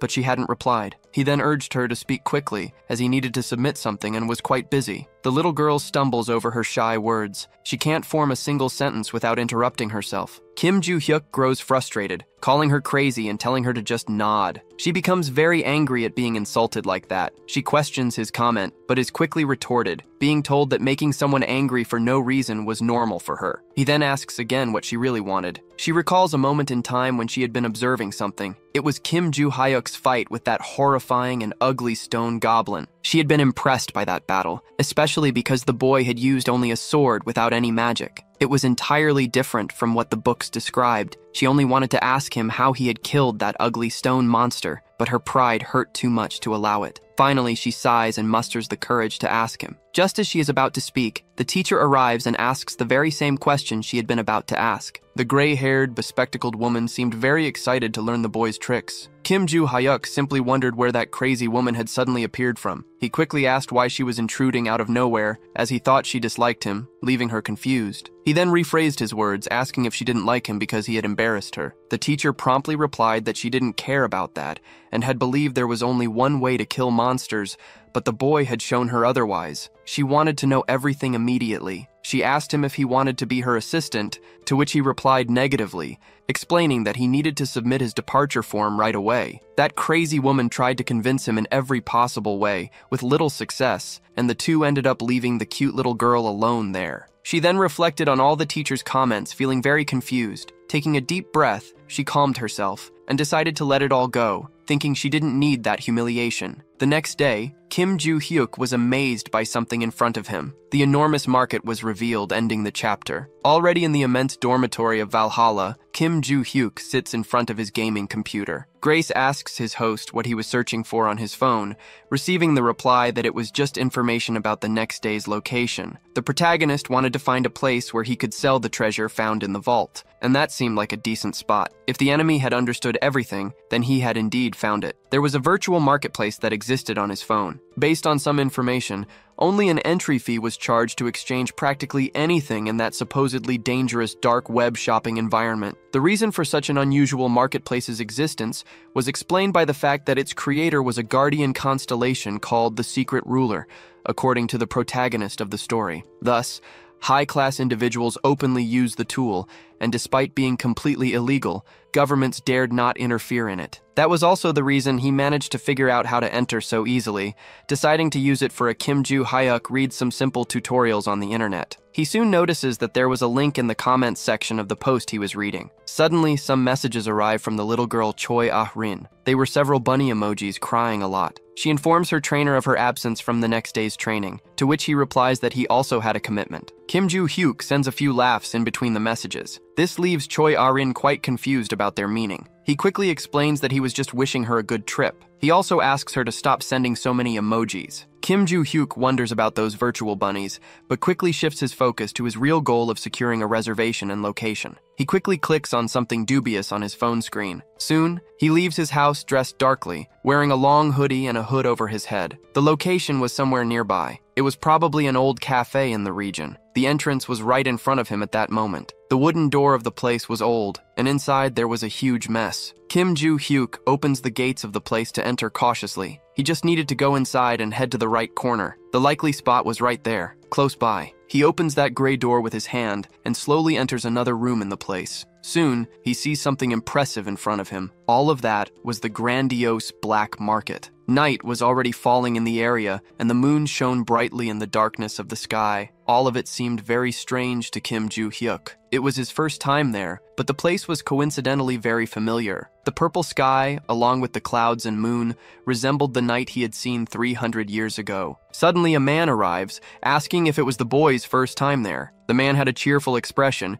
wearing black clothes and bangs in his hair. Kim Joo-hyuk wonders if that guy was the employee from the posts, as his leather jacket seemed very familiar. The man confirms the information and comments on the marketplace's usage, but the protagonist only knew the rules to a certain level. He quickly hands the man a thick bundle of cash, which the guy thanks him. Kim Joo-hyuk, after doing that, reflects on the money he spent and was about to earn there. There was something he wanted to ask the man in black. The question was where to find the right place to sell all the jewels he had, but he didn't want to auction them, as the man in black assumed. Instead, he just wanted to get rid of them quickly. The man responds that he should go to the market in the 3rd district, as many merchants there would buy anything. Kim Joo-hyuk hesitates, wondering who the most trustworthy guy in the area might be, and the man replies that it's a certain Morris known for offering the best prices. The man in black provides directions to the 3rd district, leaving the little visitor very grateful. But he had one more small piece of advice. He recommended that Kim Joo-hyuk wear a mask in that area. He explains that due to the nature of the goods traded there, everyone wore something to cover their faces most of the time. And that mask was a complimentary gift given to Kim Joo-hyuk, who thanks him from the bottom of his heart. The man in black asks him to enjoy his time in the area, now in the 3rd district of the Grand Black Market. A man in a white mask is seen observing a beautiful, shiny diamond stone. Soon, Kim Joo-hyuk approaches, asking for his identity. It's confirmed that the guy is indeed the real Morris of the good prices. The protagonist informs him that he has some valuable goods to sell. Morris said it all depended on the items, but if it was just gold or jewelry, the evaluation would be quick and practical. Kim Joo-hyuk promptly started taking things out of his large backpack. Quickly, a black bag, seemingly heavy, appeared from within. He stated that he wanted to sell the contents of that bag. Morris wondered about the objects inside it. He immediately began evaluating the ring that was there. Suddenly, he was quite surprised by what he was observing so meticulously in front of him. That ring was a rare artifact from the era of destruction. It was definitely an ancient and very precious item, regardless of the angle it was viewed from. Morris wondered if the other items were the same. Inside the bag, there were many of them shining brightly. The man with the white mask determined that they were all undoubtedly from the same era. Suddenly, he heard someone calling him, making him very alert. It was Kim Joo-hyuk, asking how much he would offer for all of it. This left him quite unsure about what to do. He wondered how such a young boy had managed to acquire so many precious, rare, and ancient artifacts. He then asked Kim Joo-hyuk where he had gotten all those items. The latter replied that such questions probably shouldn't be asked in that place. Morris, known for his fair prices, quickly apologized for it. He regretted the mistake he had made, which put his good reputation as a negotiator at risk. He then said he didn't know how much to offer for everything. He couldn't process those items as they were artifacts from the era of destruction, and he lacked the capital to buy them all. Kim Joo-hyuk then considered the pieces and asked where he should go to get a fair price. Morris explained about the tall auction building on the way. Another question was directed to him regarding how long the auction would take. He replied it would take 2 to 3 weeks because many people booked slots, making the process slower. After another question, Kim Joo-hyuk found out he would need to return to the market personally afterward. He lamented learning about all these frustrating procedures. He quickly asked the approximate value his goods would reach at the auction. This made Mr. Morris very thoughtful. He soon picked up his cell phone. He showed the approximate value, leaving the young man very surprised. The boy thought about how many zeros were on that screen and how expensive the goods were in the past, which is why he had kept them. He then asked how much of that value Morris would not have. Based on the estimated value, the man replied that he had only 3/4 of the total amount if he sold everything he owned. Kim Joo-hyuk, slightly confused, asked if that was truly the case. He then decided to accept the offered amount immediately. This left the man with a white mask very surprised, astonished, and perplexed. The artifacts from the era of destruction had a high value for another reason beyond their age. The other major reason was the constellations. They began to appear after that era, and strangely reacted well to artifacts originating from that time. Morris thought that a powerless person could form a contract with a powerful constellation thanks to those objects, and the alchemist's zone remained active. Holding a shiny and very magical ring between his fingers, he was impressed after a second inspection as the mana in the accessory flowed perfectly. The magic released at the end of the era of destruction still seemed present and bore all the signs. He was very pleased, having purchased 8 artifacts from that era for such a low price. Morris grabbed the little bag in which the jewels had been brought to him. He celebrated as he placed them inside, thinking it was truly his lucky day. Suddenly, he felt someone approaching. His eyes widened in fear. Standing there was a man dressed in black wearing a frightening black mask. Thus ended the character's participation in that scene of the story. Elsewhere, a huge door came into view. Kim Joo-hyuk opened it with all his strength. He quickly removed the mask from his face because it had been so uncomfortable that he had thought you might die wearing it. That place resembled the cafe from his starting location. He quickly grabbed his cell phone to check his account's transaction history. With that sale, his money troubles were solved and he celebrated his earnings from the 8 rings in the vault. Kim Joo-hyuk felt very happy because he still had many of them stored, so he wouldn't face any problems from now on. Suddenly, a suspicious notification popped up on his cell phone. It was a call from an unknown number. He answered quickly without hesitation. The woman on the other end of the line immediately invited him to have a meal together. He asked how she had gotten his number, and she hurriedly explained that she was a teacher from Valhalla. And soon she gives him instructions for the location of the meal without giving the boy any chance to question her, leaving him quite annoyed because she had hung up on him. Kim Joo-hyuk then decides to go to the location since he had nothing better to do, and the silly girl was going to spend all her money just to make him eat for free, thus concluding the scenes of this very unusual invitation. Once again, we return to the scene of the man in the black mask and black clothes. Morris asks why that man is there, and the man questions if their relationship is really that bad. Morris explains that a normal merchant cannot simply talk to the owner of the market, even if they've met a few times. That man standing there was the owner of the place known as the Black Cat, who comments that he greatly admires the merchant for treating him in that way. Morris asks why the Black Cat is there again. He explains that it's nothing significant, just that the merchant's participation in the auction for the first time in a long while seemed very strange. Morris quickly comments that the anonymity of the registration seemed to be very flawed after all. The Black Cat explains that as the real owner of the market was a constellation, he could access any information they wanted, and he immediately asked to see the items listed for the auction. Morris agrees without any issue though, thinking that the Black Cat's interest in all of this was very strange, as it was his first time doing this. He quickly throws the black bag containing the items from the era of destruction onto the table, leaving the little Black Cat deep in thought and speechless. He soon comments on the value of those objects, leaving Morris confused about what he was talking about so suddenly. Out of nowhere, a panel appears saying that the constellation on the other side is watching in shock. The message repeats incessantly on the device. The Black Cat quickly realizes that his constellation desperately wanted that ring, concluding this chapter of the story. In another location at the Valhalla restaurant, a fork gently wraps around the pasta, which looks quite delicious, and is soon brought toward the mouth. The teacher then savors the food slowly and comments that it is very delicious and tasty, but soon she seems a little confused, quickly asking why Kim Joo-hyuk isn't eating, to which he replies that he's just wondering how Valhalla has a place like this. She explains that besides the school cafeteria and the staff restaurant, there's also a normal place like this, but Kim Joo-hyuk isn't very interested in it. He then asks why she called him there. She's speechless for a brief moment. Then she quickly invites him to be her assistant, but she immediately declines. The teacher asks him not to refuse so quickly, as he would gain many benefits as an intern. She pleads with him to listen for a bit because it was obvious she would make this request. Kim Joo-hyuk shows a tiny bit of interest, asking about those benefits. The teacher says he would receive a scholarship and other financial aid, but he still isn't very interested. He would have the chance to write a paper with his mentor and could write about the 3 types of attacks on monsters. If that happened, his name would be listed in the World Association of Monster Research, gaining much glory and wealth, but he still doesn't care. The teacher keeps trying to convince him, even offering more days off from school,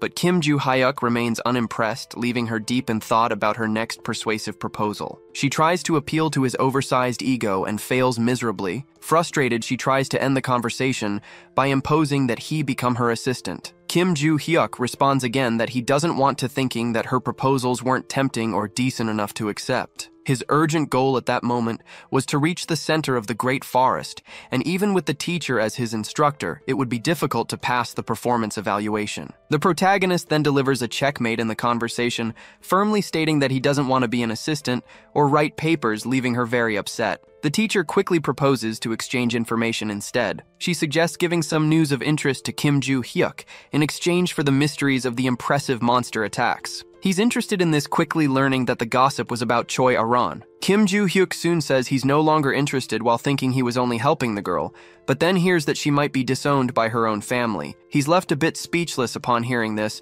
and quickly tries to leave, leaving his teacher desperate. Kim Joo-hyuk explains that he's finished eating, and the benefits weren't attractive enough, so he should leave. The teacher becomes very angry because she expected some information in return. He tries to explain that he doesn't care, but has already heard everything. Kim Joo-hyuk asks permission to ask something he's very curious about. He asks why the teacher seems so strict in class despite being overly childish. She explains that as she teaches about mysterious monsters, many problems would arise if they were treated as a joke. The attacks could directly impact the students' survival rate, and since they were somewhat foolish, more strictness was required. Kim Joo-hyuk thinks it's all just a simple ideology, but it wasn't only that it was the duty of a true teacher. He mockingly scoffs at these things in a very arrogant manner. As he was about to leave, the teacher calls out to him again. She presses him for information, but doesn't succeed, thus ending these funny and tense scenes of the story. Meanwhile, in Sejong, at the Choi-jin family's temple, a man was seated at a table in front of two young people. The guild leader, Choi-jan Seok,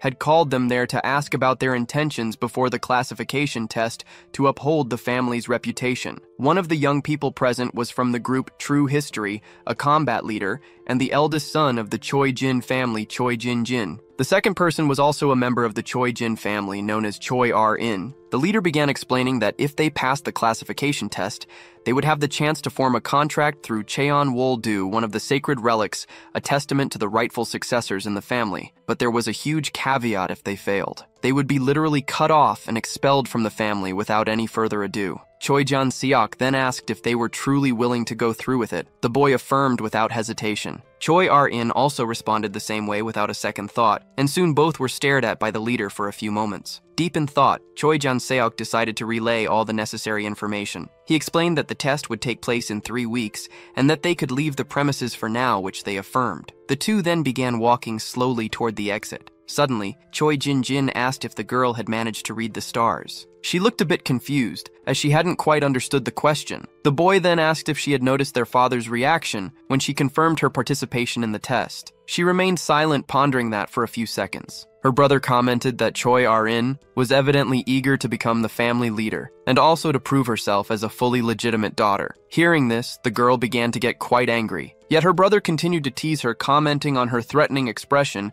and doubting her chances of succeeding in the test. Choi Jin-jin kept mocking her, saying she hadn't even received a blessing from a constellation and wouldn't be a match for him already with a foreign contract. The girl appeared deeply saddened to hear all this from her own family member. He mocked her further, saying she might as well give up and continue leeching off the family's wealth, but it would cost her dearly. He said he would see her in exactly 3 weeks. He then left, leaving the vulnerable and cute girl alone in that space. She soon began having visions of a woman from her past. The woman had told Choi R-in to become the family leader because with that goal achieved, she would be free to do whatever she wanted. She quickly opened her eyes, her expression now fearless and determined to face her challenges in the upcoming chapters of the story. Meanwhile, in classroom 1A, all the students were attentively following the teacher's lesson, except for Kim Joo-hyuk, who seemed very thoughtful at that moment. He was impressed because Brace was worrying about the time of the school's midterm exams. The protagonist explained that he usually didn't pay attention in class, so he didn't care much about what the teacher was explaining. That gray-haired teacher mentioned that everyone should already know the importance of Valhalla's midterm exams, because in both the midterm and final exams, students with the lowest grades were immediately expelled, so they needed to organize themselves well. The teacher also urged them to prepare thoroughly for both the theoretical and practical tests to avoid low scores. Kim Joo-hyuk was more concerned about the theoretical test than the practical one, as he was already very skilled at the latter. He thought he needed to stay in that school until he could reach the center of the Great Forest, even though he didn't know how to get there. So he quickly decided to call Barch, who responded immediately. He asked if Barch had already attended most of those classes, receiving an affirmative reply. Kim Joo-hyuk immediately decided that Barch would take the test for him, leaving the latter very confused about this. You would only check his opponent's responses to tell if something was wrong. Barch thought this was a bit unfair, as it felt like a representative was taking his test, but Kim Joo-hyuk countered, saying everything would work that way one way or another, so he should just do it alone. Meanwhile, the professor concluded the class for the day, wishing everyone good work, to which they responded affirmatively. Kim Joo-hyuk immediately grabbed his backpack to leave the place,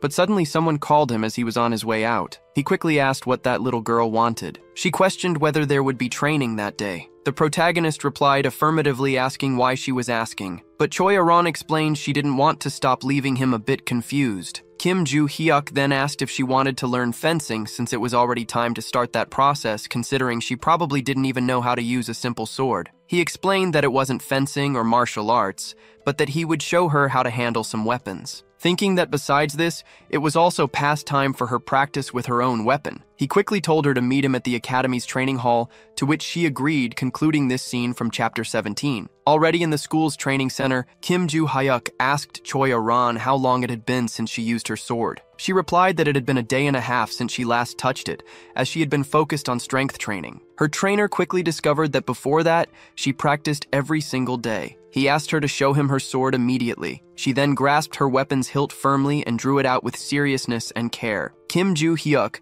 then began instructing her on more professional techniques for using the weapon, leaving her a bit confused about the position of her ring and pinky fingers. But when she finally got the positioning of her hands and wrists right, something magical happened. She didn't understand what was going on at the moment, but it was the mana from her sword manifesting beautifully. Choi Aran thought she hadn't even infused magic into it, and it felt more secure and stable than before, even when held with both hands. Kim Joo-hyuk then asked her to attack him with all her strength. She responded affirmatively without hesitation. He quickly began drawing his sword firmly, and then brandished it facing his weak little student. She warned him she was about to begin her attacks. She immediately started running toward her opponent, the professor. In doing so, she began noticing something strange about her foot speed. Kim Joo-hyuk easily defended her blow without any effort. He commented that the little girl had gotten much faster, but there was a caveat. He quickly instructed her not to use too much unnecessary magic on her feet. She responded with affirmation and understanding. Once again, she prepared her beautiful sword to restart her attacks while firmly planting her feet on the ground with all her focus. Finally, she darted toward her professor, delivering a quick and well-planned strike. Kim Joo-hyuk immediately commented that her charge had been very good, but there was a catch when she stopped. She needed to rotate her body a bit more. Choi Aran said she understood those instructions for improving her strikes. Kim Joo-hyuk quickly asked her to attack him without mercy again. She replied with an unhesitant okay. She quickly began implementing her battle strategies, trying to land several strikes on Kim Joo-hyuk's chest. Her attacks were so fast that the sword left trails of light in the air. The protagonist tirelessly tried to dodge those blows,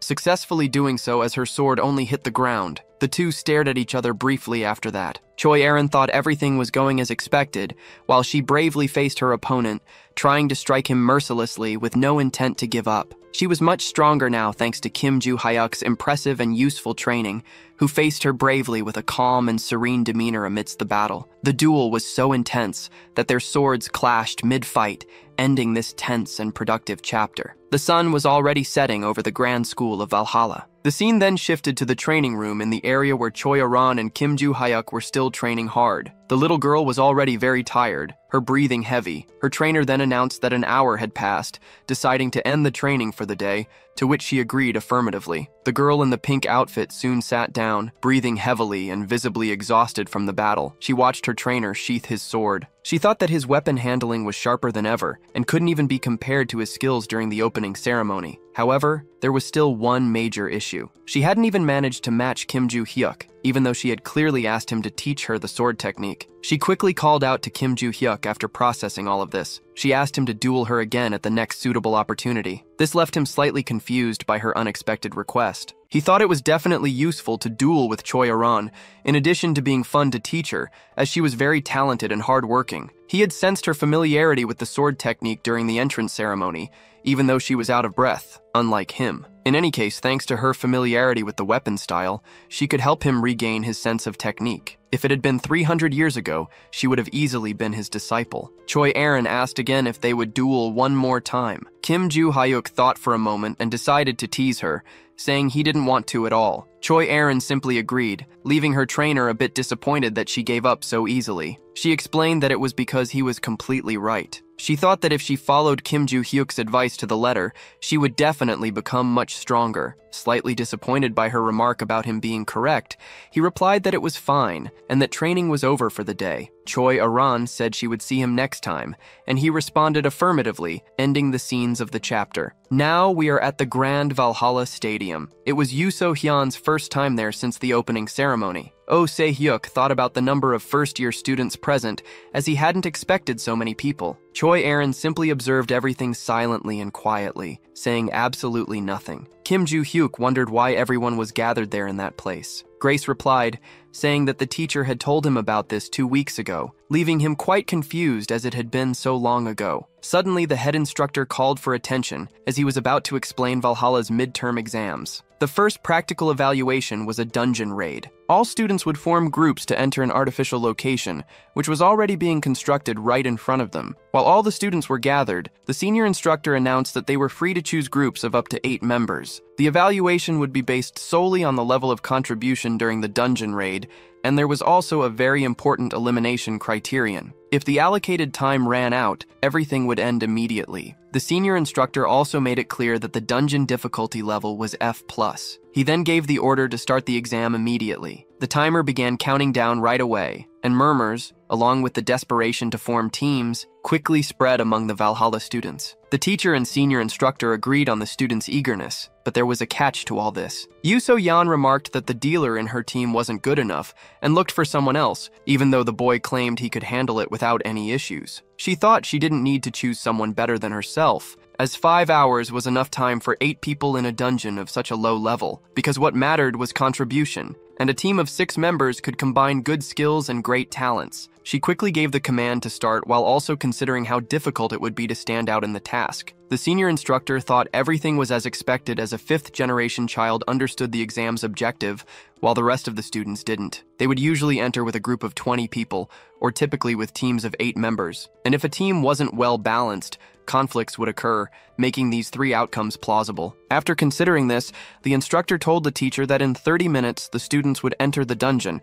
requiring readiness for the evaluation, to which the teacher affirmed. Meanwhile, Kim Joo-hyuk stood still amid it all, wondering if the students who had already entered were being evaluated. He was a bit confused and lost about everything happening in the place. Choi Ah-rin was also there alone, quiet and shy. Kim Joo-hyuk quickly realized that she hadn't entered the dungeon yet. He immediately asked her what she was planning to do since everyone else was already prepared and inside the dangerous location. Choi Ah-rin promptly replied that she would do whatever Kim Joo-hyuk told her to do, leaving him slightly confused after hearing this. He thinks about when to come over the girl, as she had been trying to follow his words like a sword since the last training session. Soon, Kim Joo-hyuk says he will enter completely alone. She responds that she will also enter without a companion, but he doesn't care much as everything seemed quite easy in his eyes. He then leaves, leaving her alone. She remains silent and unresponsive after all that. Some boys comment about Choi Ah-rin being alone and without a group. One of them decides to approach her,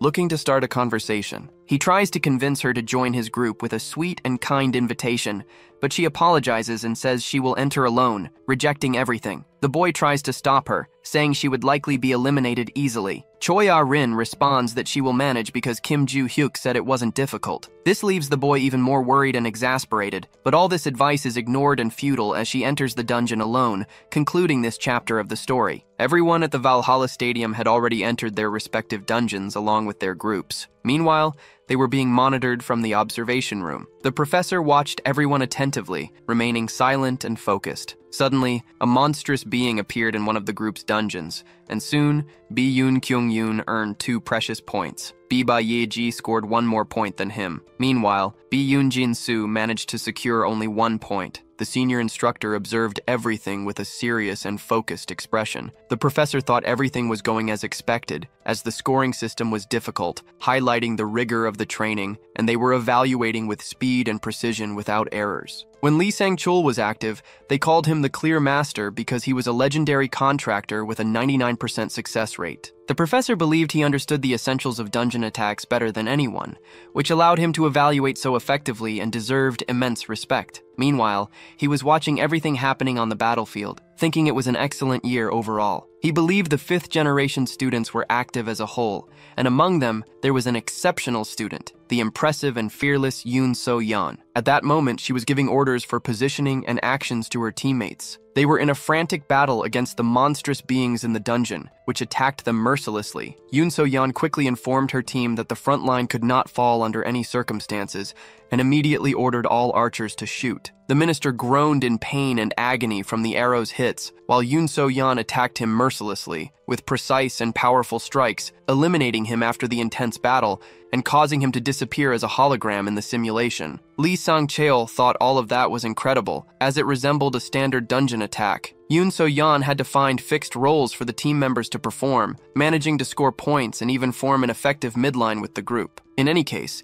if she performed well in the bi-monthly exams, it was only a matter of time before she returned to the top, because if not for Kim Joo-hyuk at the entrance ceremony, her record would not have been tarnished. After thinking about all this, Lee Sang-cheol decided to check how the story's protagonist was doing in the practical test. An error appeared on the panel, indicating that he hadn't been found. This left the senior instructor very confused, as the search machine could easily retrieve all the students' information in the dungeon. He became very tense and worried about the situation, and soon decided to check the list of completed artificial dungeons in the bi-monthly exam. He quickly discovered that Kim Joo-hyuk had completed the test in just 23 minutes and 32 seconds, ranking first in the practical test leaderboard. Lee Sang-cheol was impressed because the boy had completed everything without a group entirely on his own. What was even more impressive was the short completion time of just 23 minutes and 32 seconds. Even so, the senior instructor was skeptical of the boy and wanted to review the footage, doubting the capabilities of a 17-year-old student. The recording quickly appeared on the control panel, and there was Kim Joo-hyuk, simply standing there holding his sword. He seemed calm and composed in the face of his enormous challenge. In front of him were numerous monstrous beings intent on intimidating and eliminating him, but the boy merely stretched slowly and calmly in front of it all, and soon began running swiftly toward those ugly opponents, who observed everything with fiery determination in their eyes, grunting loudly with the intent to intimidate him. But Kim Joo-hyuk remained calm, his expression filled with anger and determination to complete his mission successfully, without a moment of hesitation. He soon delivered precise and powerful strikes to the monsters, leaving the remaining ones filled with rage and fury. He was cutting through the wild goblins effortlessly. His face was calm and focused on his mission. He stood against two enormous and ferocious enemies.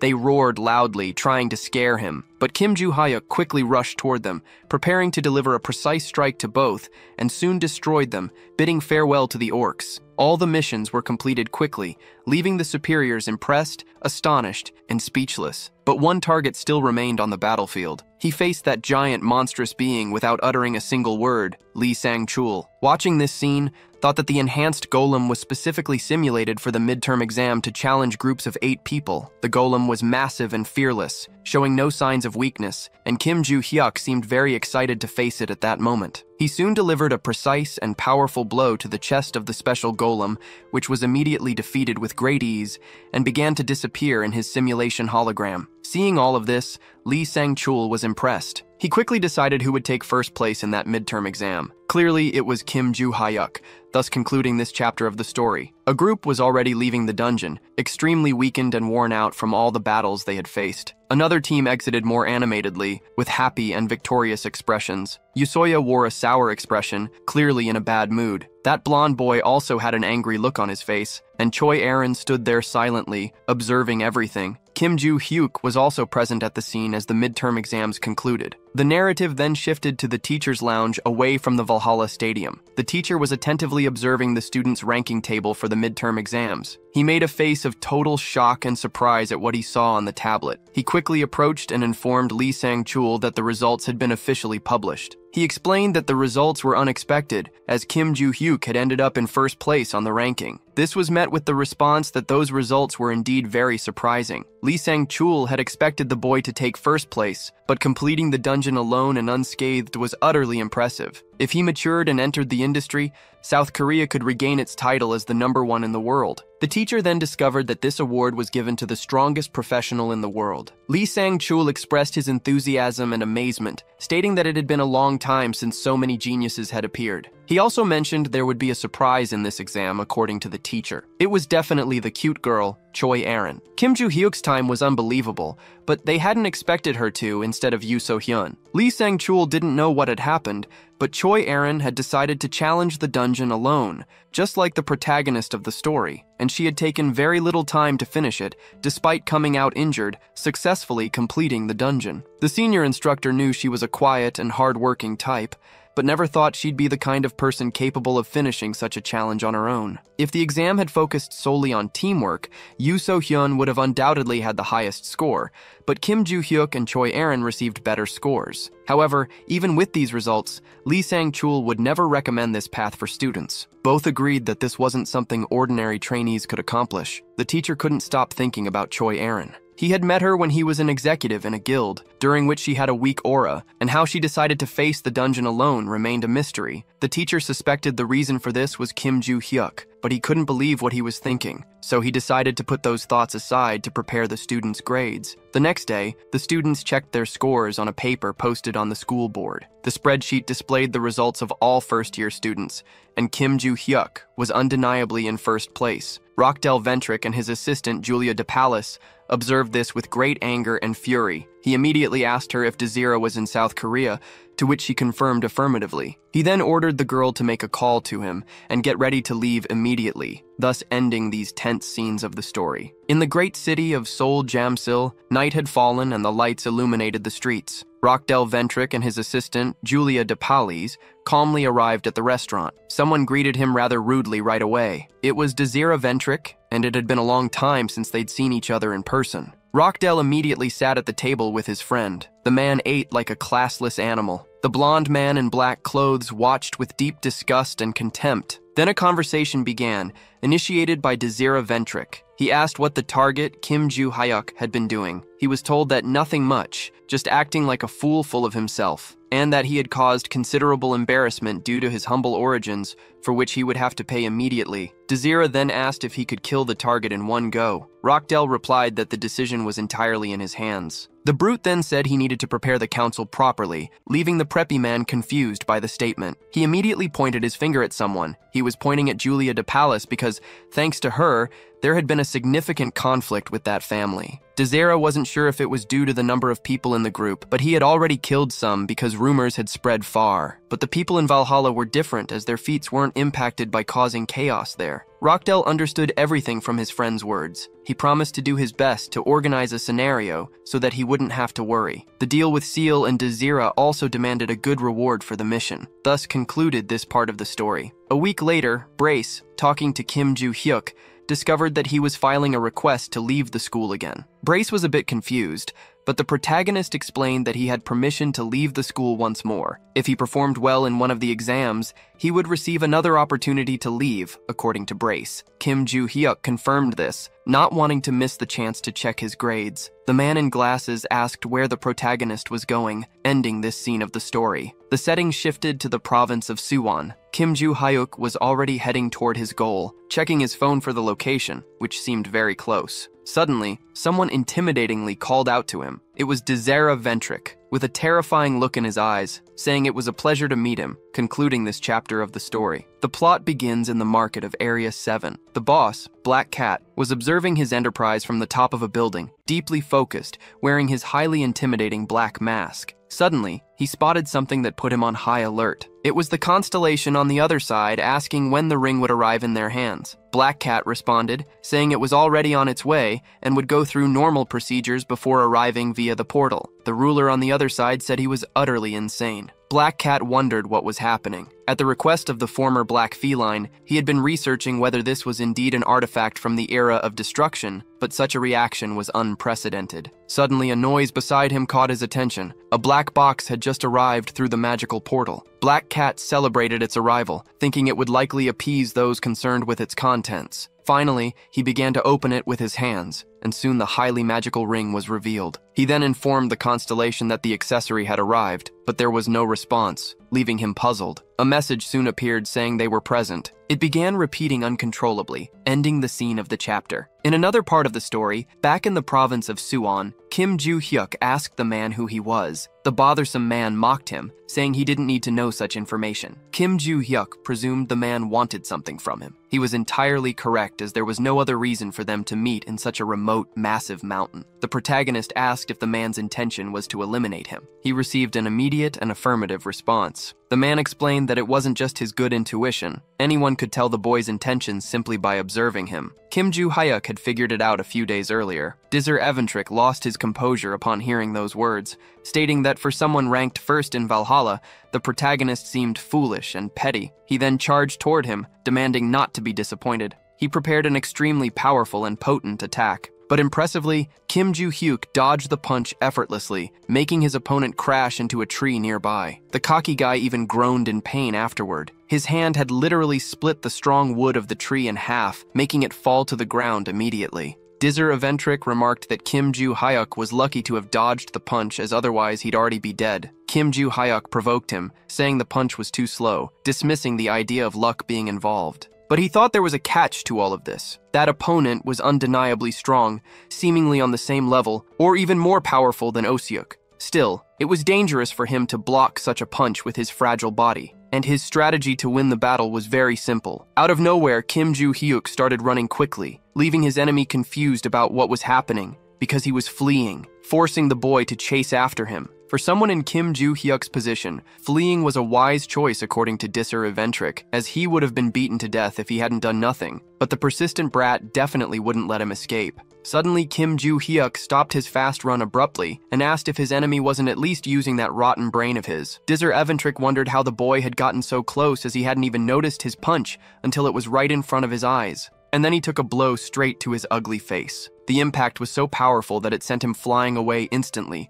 making him crash to the ground, ruining an immense pain and agony. And when he finally managed to open his eyes, he was met with a terrifying sight. It was Kim Joo-hyuk's foot approaching to stomp right in the middle of his face, but he quickly dodged the crushing stomp. If he hadn't, it would have surely ended him for good. Even the ground couldn't withstand the force of that stomp. Kim Joo-hyuk was impressed by this, because the guy was very lucky and managed to dodge it so quickly. After hearing this, Dizzer Eventrick became furious and enraged, and he asked what Kim Joo-hyuk had done. Kim Joo-hyuk responded by stating his rank in Valhalla, as his opponent should already know. This made Dizzer Eventrick even angrier and more infuriated with the overwhelming strength, thus ending this scene in the story. The narrative continues at the Eventrick family's residence, where, in the past, they had used the blonde boy's talent to slightly boost their own status. That talent was an innate aptitude for elixirs. The boy was drinking an elixir. He was capable of consuming any potion without any issues, and his parents had given him some very expensive ones to drink. Suddenly, the glass bottle slipped from his hands and shattered completely on the floor. At 16, the boy had already become stronger than an adult. His parents wanted to use him to gain recognition for the family, but there was a catch to this. Dizzer Eventrick stared intently at his guardians in this scene. Suddenly, his expression turned completely furious and psychotic. It became clear that he didn't want to spend his entire life under their control. In this scene, his father was shown lying dead on the ground. His body was sprawled in the mud. Dizzer Eventrick's overwhelming power meant he no longer needed to worry about the family's recognition. His sister entered the scene with a very angry and furious expression.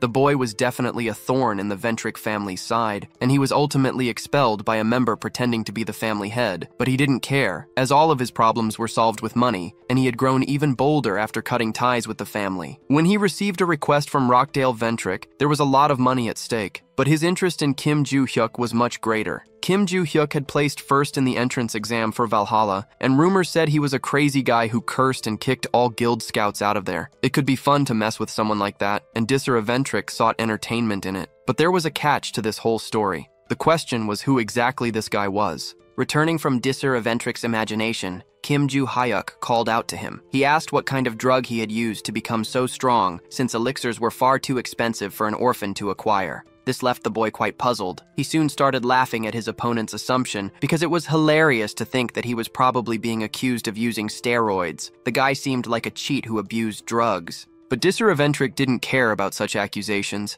and asked again how the boy had become so strong. Kim Joo-hyuk responds that he has never used drugs, and his strength is the result of intense training and rigorous exercise. He adds that in some ways, Disser Eventrik could be compared to Oseok, but it would be very rude to compare a naturally muscular man to a little druggie. After hearing this, Disser Eventrik becomes extremely angry and enraged with Kim Joo-hyuk. Though he lacked the power to use his trump card, he decides to draw his magical sword nonetheless. Kim Joo-hyuk is quite confused by the display of magical power. Disser Eventrik can feel his power growing significantly. He then calls the protagonist to a big battle, declaring that he wouldn't let him get away so easily. But suddenly, he takes a hard, painful punch to the face. After landing the blow, Kim Joo-hyuk mocks him, remarking that no smart opponent would wait for their adversary to prepare for an attack. Disser Eventrik flies a long distance, screaming in pain and agony. Not satisfied, the protagonist charges at him again mercilessly, landing another strong, powerful strike on his ugly opponent's face.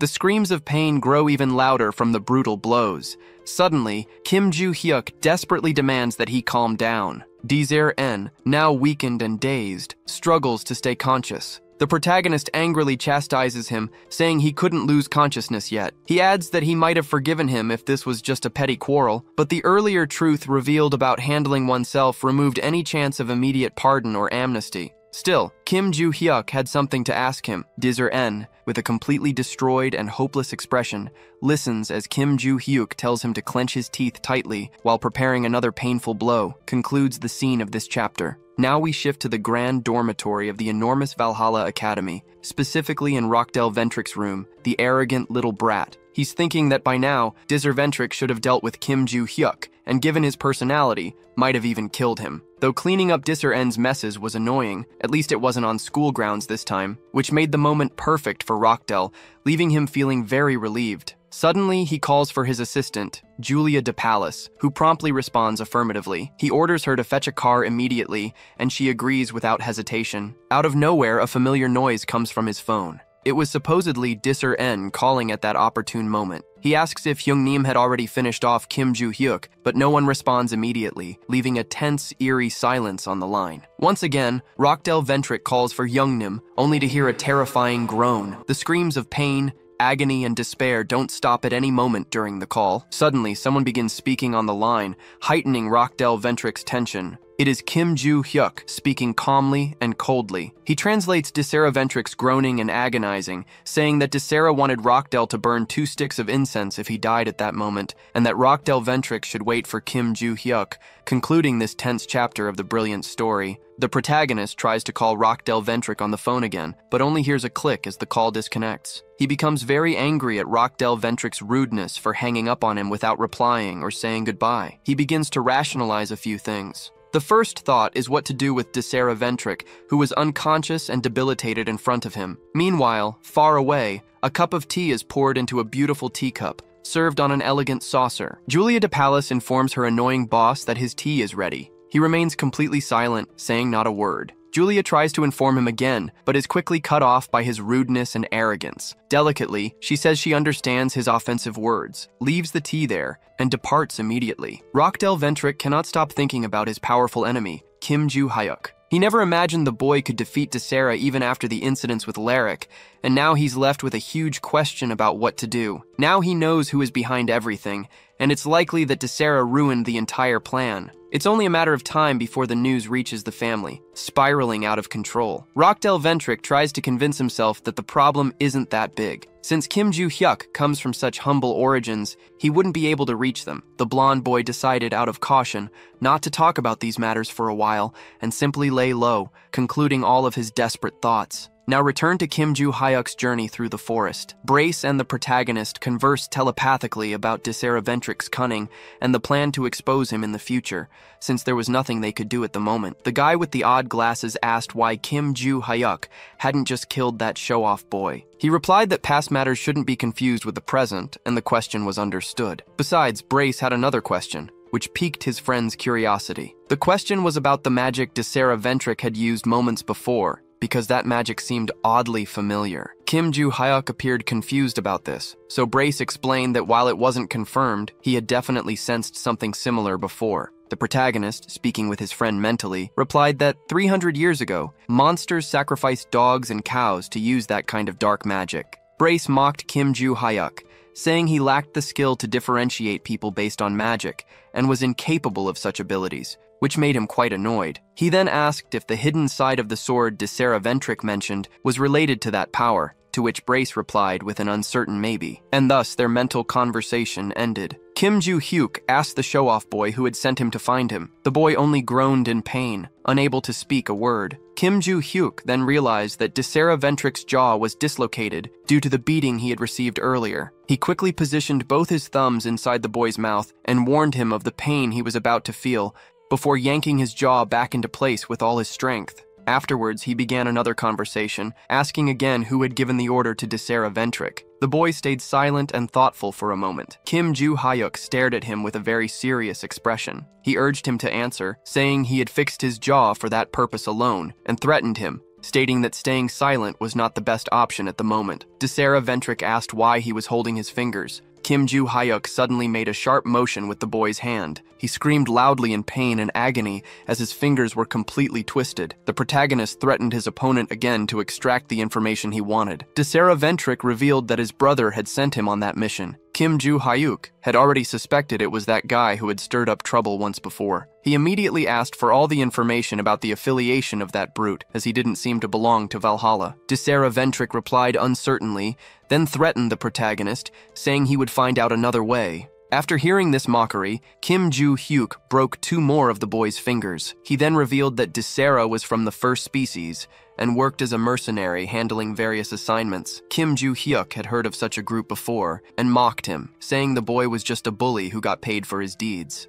Replied that Kim Joo-hyuk saw everyone as trash and was just a lucky guy. He then revealed that the constellation revered by the first species was the hidden side of the sword, and that he also had a contract with it naturally. He added that if he had had 30 more seconds to charge his magic, the outcome of the fight would have been entirely different. Kim Joo-hyuk told he talked too much, and that he would have let him go if he had just shut up and named the person who sent him without stalling. Once again, he shoved his thumbs into the boy's mouth and told him he looked much better silent, while dislocating the boy's jaw again, thus ending this tense scene of the chapter. Many messages appeared on Kim Joo-hyuk's phone. As expected, everyone agreed that those guys were a malicious group. Still, the protagonist was upset because he couldn't find the notes, and Ventric continued to make him look suspicious. He thought about how to ruin that show-off brat's life, concluding that at this time he should use more modern methods. First, he had recorded all of Desera's confessions, and he needed to quickly find a place to post all that. Suddenly, Kim Joo-hyuk made a phone call. It was to his teacher, who was quite surprised by it. She thought the boy had finally agreed to be her personal assistant, but that wasn't the reason for his call. He wanted to know if she happened to know any renowned and well-known journalists,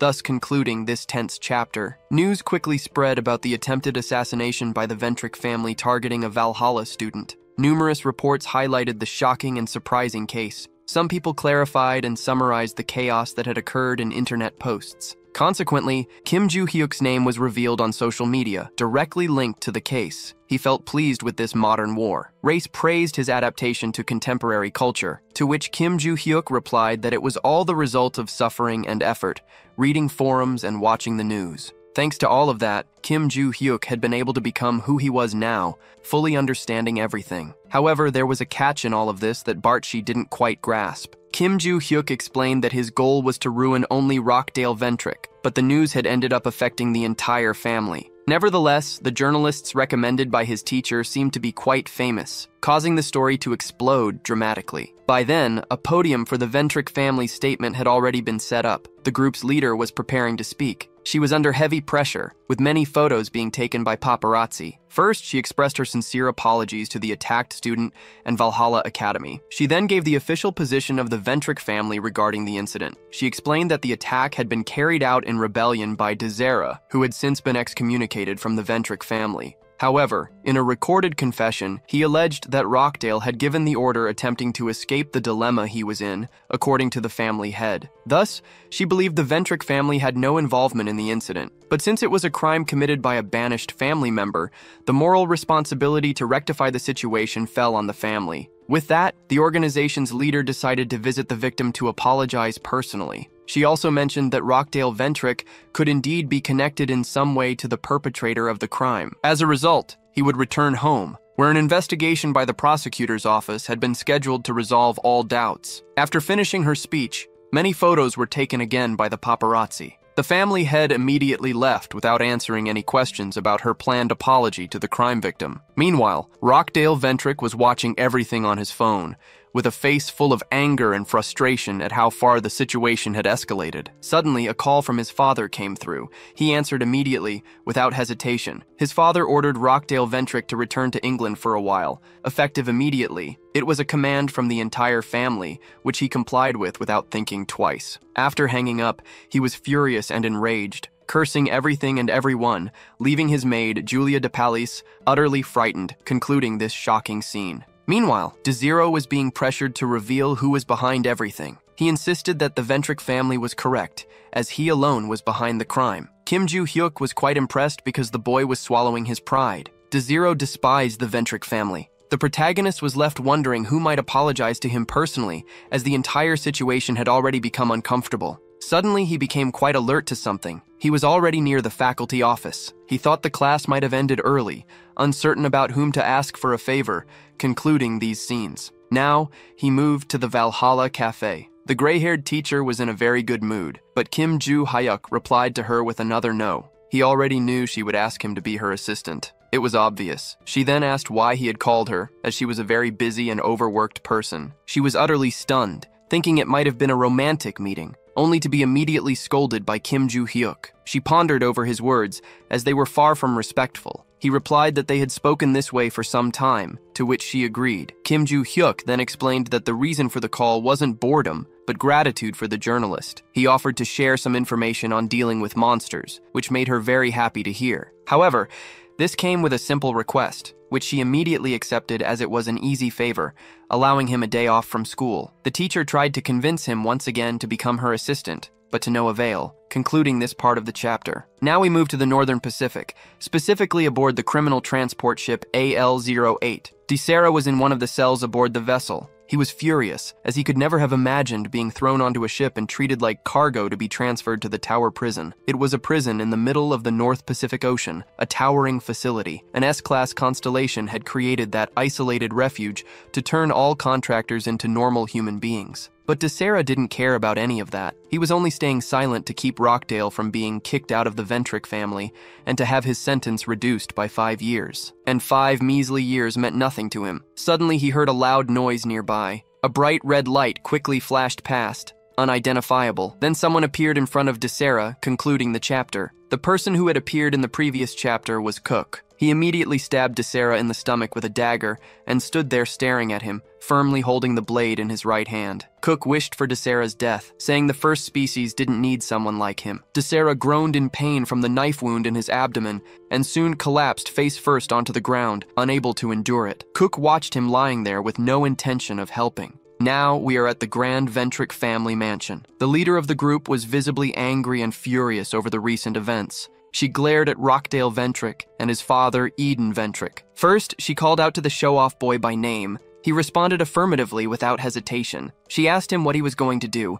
leaving him quite confused. Immediately, he responded with a sincere apology, but she thought it was far too little considering the gravity of the problem, and because such apologies wouldn't fix anything at all. The leader then ordered Rockdale Ventrick to explain in detail why he had committed such a malicious act, to which he responded without hesitation. Concluding that part of the conversation, after the explanation, she stared at him. She understood that he wanted to deal with Kim Joo-hyuk, and was right about it, but she was very angry about the whole situation, because the explanation she was receiving was shallow and petty. Rockdale acted alone because he believed Kim Joo-hyuk had insulted the Ventrick family, but in truth, it was his own pride according to the leader, and as a result, he had dragged the family's name through the mud. The leader was undecided on the punishment she would give the show-off boy, and he became desperate, unsure of what to do. He quickly said he would do anything to restore the fallen honor of the Ventrick family, but the leader didn't understand what he was saying at that moment because the only plausible way to restore the Ventrick family's honor was by expelling him. The boy's father contested this possibility, arguing that such a punishment was far too severe. Then she asked Eden Ventrick if he wanted to be expelled in place of the boy, leaving him somewhat nervous, silent, and unsure of what to say. Meanwhile, the leader thought she would rather see the boy dead or expelled immediately, but that would make it evident that Rockdale Ventrick was guilty of ordering Desera to carry out the assassination attempt. She prepared to address the boy. She called him by name, and he immediately responded affirmatively, kneeling before her. Then she said she wouldn't expel him for now, ordering him to return to Valhalla quietly, and after his encounter with Kim Joo-hyuk, she would reconsider the matter. After hearing this, Rockdale Ventrick thanked her sincerely. She also ordered Eden to keep a close watch on his mediocre son, as his position would depend on the boy's behavior, to which he agreed. Then she told everyone to leave immediately, and they obeyed without question. The two left, walking with serious and angry expressions. Eden Ventrick then ordered his son to remain silent from now on and avoid acting recklessly. But it seemed his father hadn't understood what the family leader had said. The truth was that Rockdale Ventrick would be expelled sooner or later, and with the media keeping a close watch, no action could be taken immediately. But once things calmed down, he would release that revelation, leaving everyone stunned. However, something had to be done before that, considering there was no one left to interfere. And Rockdale Ventrick also stated that his father should assist with the plan. Eden simply asked his son to proceed carefully, to which he agreed, thus concluding these dramatic scenes of the tenth chapter. Now a few days later, we are at Valhalla Academy, specifically in the interview room, where a conversation was taking place. The teacher explained to Kim Joo-hyuk that the head of the Ventrick family would call him to apologize in person. The boy rebuts, stating that it had nothing to do with the group and that she had explicitly highlighted their non-involvement in the incident during the delegation. The professor explains that it was still a good idea to apologize, especially since the woman was probably already on her way to Korea. Kim Joo-hyuk thinks that the family likely wanted to handle Rockdale Ventrick's punishment personally, probably attending only because they had no other choice at the moment, and honestly, he found it very irritating. After that, the professor expresses his and instructor Lee Sanctual's concerns about the situation. He also mentions that according to the event protocols, a Valhalla student had been attacked and the perpetrator had confessed to being ordered by someone. However, there was a catch. He couldn't believe the family's attempts to preserve their reputation by dismissing the evidence, though they seemed busy trying to cover up the truth. To protect the students, either Rockdale or the family leader needed to be expelled. But according to the professor, the group had donated a significant amount of money to the school in the past. He couldn't believe that Valhalla's funds came solely from donations, so the school would likely turn a blind eye if they paid well. Kim Joo-hyuk understood everything his professor said and affirmed that he would have a conversation with the family head. The professor was stunned by something at that moment. It was the boy's reaction, and it had been very composed. Kim Joo-hyuk replied that he had always been like that. Suddenly, there was a knock at the door. The professor informed him that the family head had arrived and that he would let her in. He then left, wishing them a good conversation. He quickly opened the door for the woman, bowing to her at the first visual contact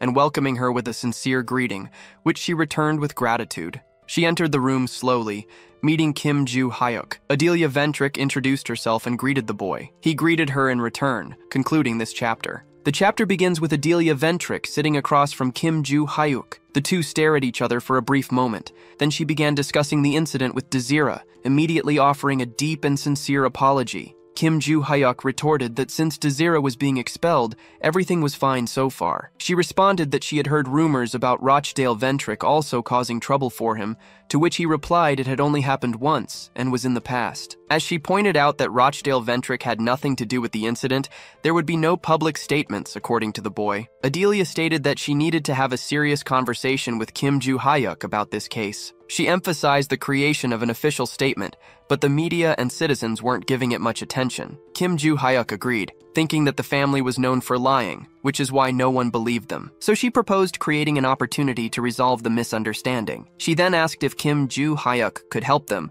to which he responded with a firm no as expected. She tried to convince him, saying that if he helped just this once, she would ensure her support throughout his graduation. She also offered to recommend him to a guild sponsored by the family, so that their help could extend even after school, aiming to make him a successful hunter. Kim Joo-hyuk asked if making a statement would really end everything. It became evident that they were offering a substantial amount just to silence him. They were desperate. Adelia Ventrick's expression became very serious upon hearing this from the boy. Kim Joo-hyuk explained that he was angry because they were trying to cover everything up, and his assistants wouldn't support such actions. He didn't mean to reward, he only wanted to see the disgrace that Rockdale Ventrick had brought upon them. The woman became furious and insulted him upon hearing this. She transformed, revealing her anger at being spoken to as if she were an ordinary person. Kim Joo-hyuk mocked her, saying she was showing her true self because she couldn't hold back anymore. She replied that she had come to make things easier for him, but in return, she only received arrogance. At that moment, she wished to kill him. She had wanted to be generous, but the boy was throwing it all away. Kim Joo-hyuk provoked her, telling her to try attacking him, making her even more furious and enraged. He commented on her public statement, in which she claimed the family had nothing to do with the case, trying to uphold that lie with money while now wanting to kill him. Once again, he doubted her abilities, making her even angrier. He stated that she couldn't kill him anyway, adding fuel to the fire and further provoking her rage. Adelia Ventrick transformed back to her normal appearance and immediately invited Kim Joo-hyuk to talk, saying she would make him regret everything he had just said. He thought she couldn't do anything in the end and was just talking nonsense. Race then intervened, saying Kim Joo-hyuk didn't need to go that far. The two quickly began a mental conversation. Kim Joo-hyuk told Bark that he hated those arrogant fools the most, and he knew exactly what Adelia Ventrick was going to do, cursing her a lot. He also said he hated Barch, who didn't seem to care much. Kim Joo-hyuk then calmed down, thinking about how he didn't have any more classes for the day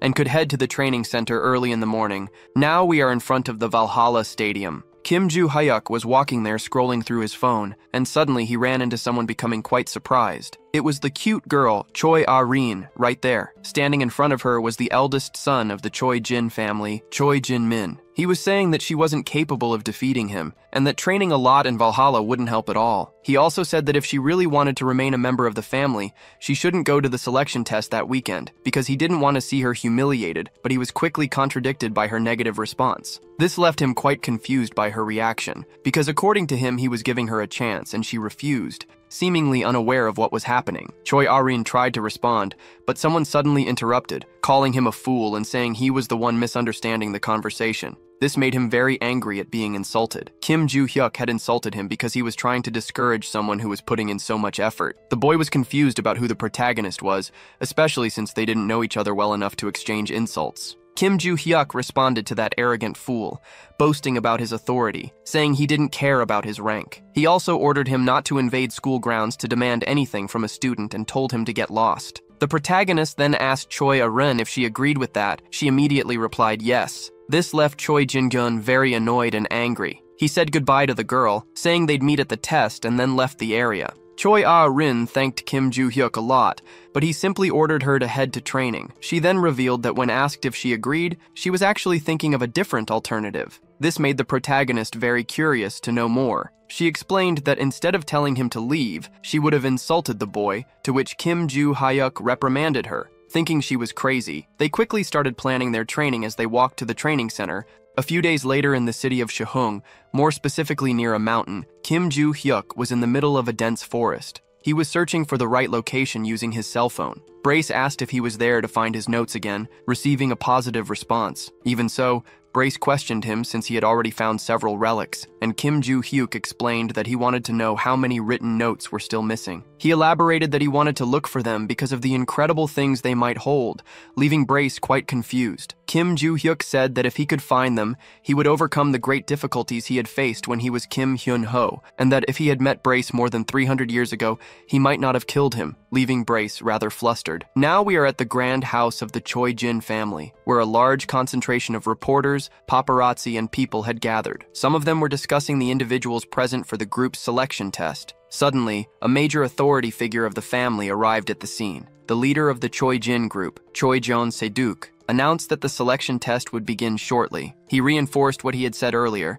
emphasizing that the winner would be recognized as the successor, and the loser would be immediately expelled from the Choi Jin family. Choi Jeon-se-duk then asked if the candidates were ready to begin. They promptly responded with complete affirmation. He took a deep breath to initiate everything. Then he declared that the task of the test was to find the double blade hidden in the enormous mountains. Whoever managed to find and bring back the object would be definitively recognized as the winner of the selection test. It did not matter how they found it. He then gave the order for the battle to commence. Choi Ah-rin's opponent celebrated running ahead, as it was not an urgent test. His plan was to let her find the blade and then steal it, ending everything. The boy clearly intended to snatch the double from the girl. With this overly elaborate plan, we conclude the scenes of this chapter. Now we return to the past with Choi Jin-gun bidding farewell to Choi Irun. He walked away after Kim Joo-hyuk metaphorically kicked him out. Suddenly, at that moment, his cell phone rang loudly in his pocket. He quickly answered, immediately identifying himself. A man on the other end of the line promptly asked what had happened to the double blade. Choi Jin-gyun explained that he would need to take the selection test, making the process more difficult and time-consuming. The man became slightly annoying with the boy,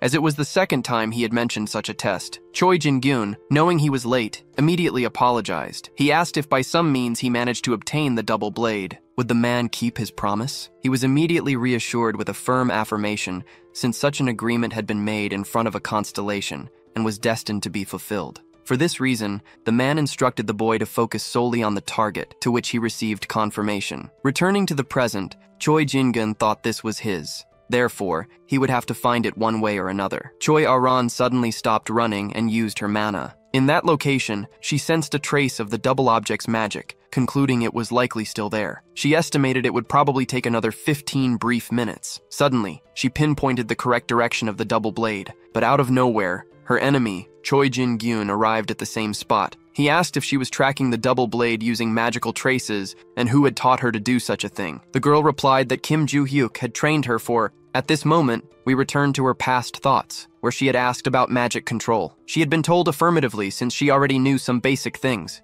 Kim Joo-hyuk informed her that she had already mastered the technique of altering magic into thunder, noting that this was just the basics, to which she nodded affirmatively. He instructed her to practice small, controlled magic exercises, not limiting herself to the grand ones, and was promptly questioned about the method to be used. Kim Joo-hyuk did not quite understand her question, as he assumed her family had already taught her this. She ended up feeling a little sad, with a very downcast expression, but the protagonist said it didn't matter, and asked if she only knew how to borrow power from the constellation and gather magical energy, receiving an affirmative response. He also admitted he wasn't particularly good at it either. He then ordered her to stop answering and relax her entire body, using the tips of her toes and fingers to slightly extend the magic. She was supposed to slowly spread it as if she were directing the mana to every strand of hair. In that state, Choi Arin had to try to sense the magic in the air according to Kim Joo-hyuk. She immediately focused on it without hesitating at all. Suddenly, her vision changed completely, revealing many unexpected things.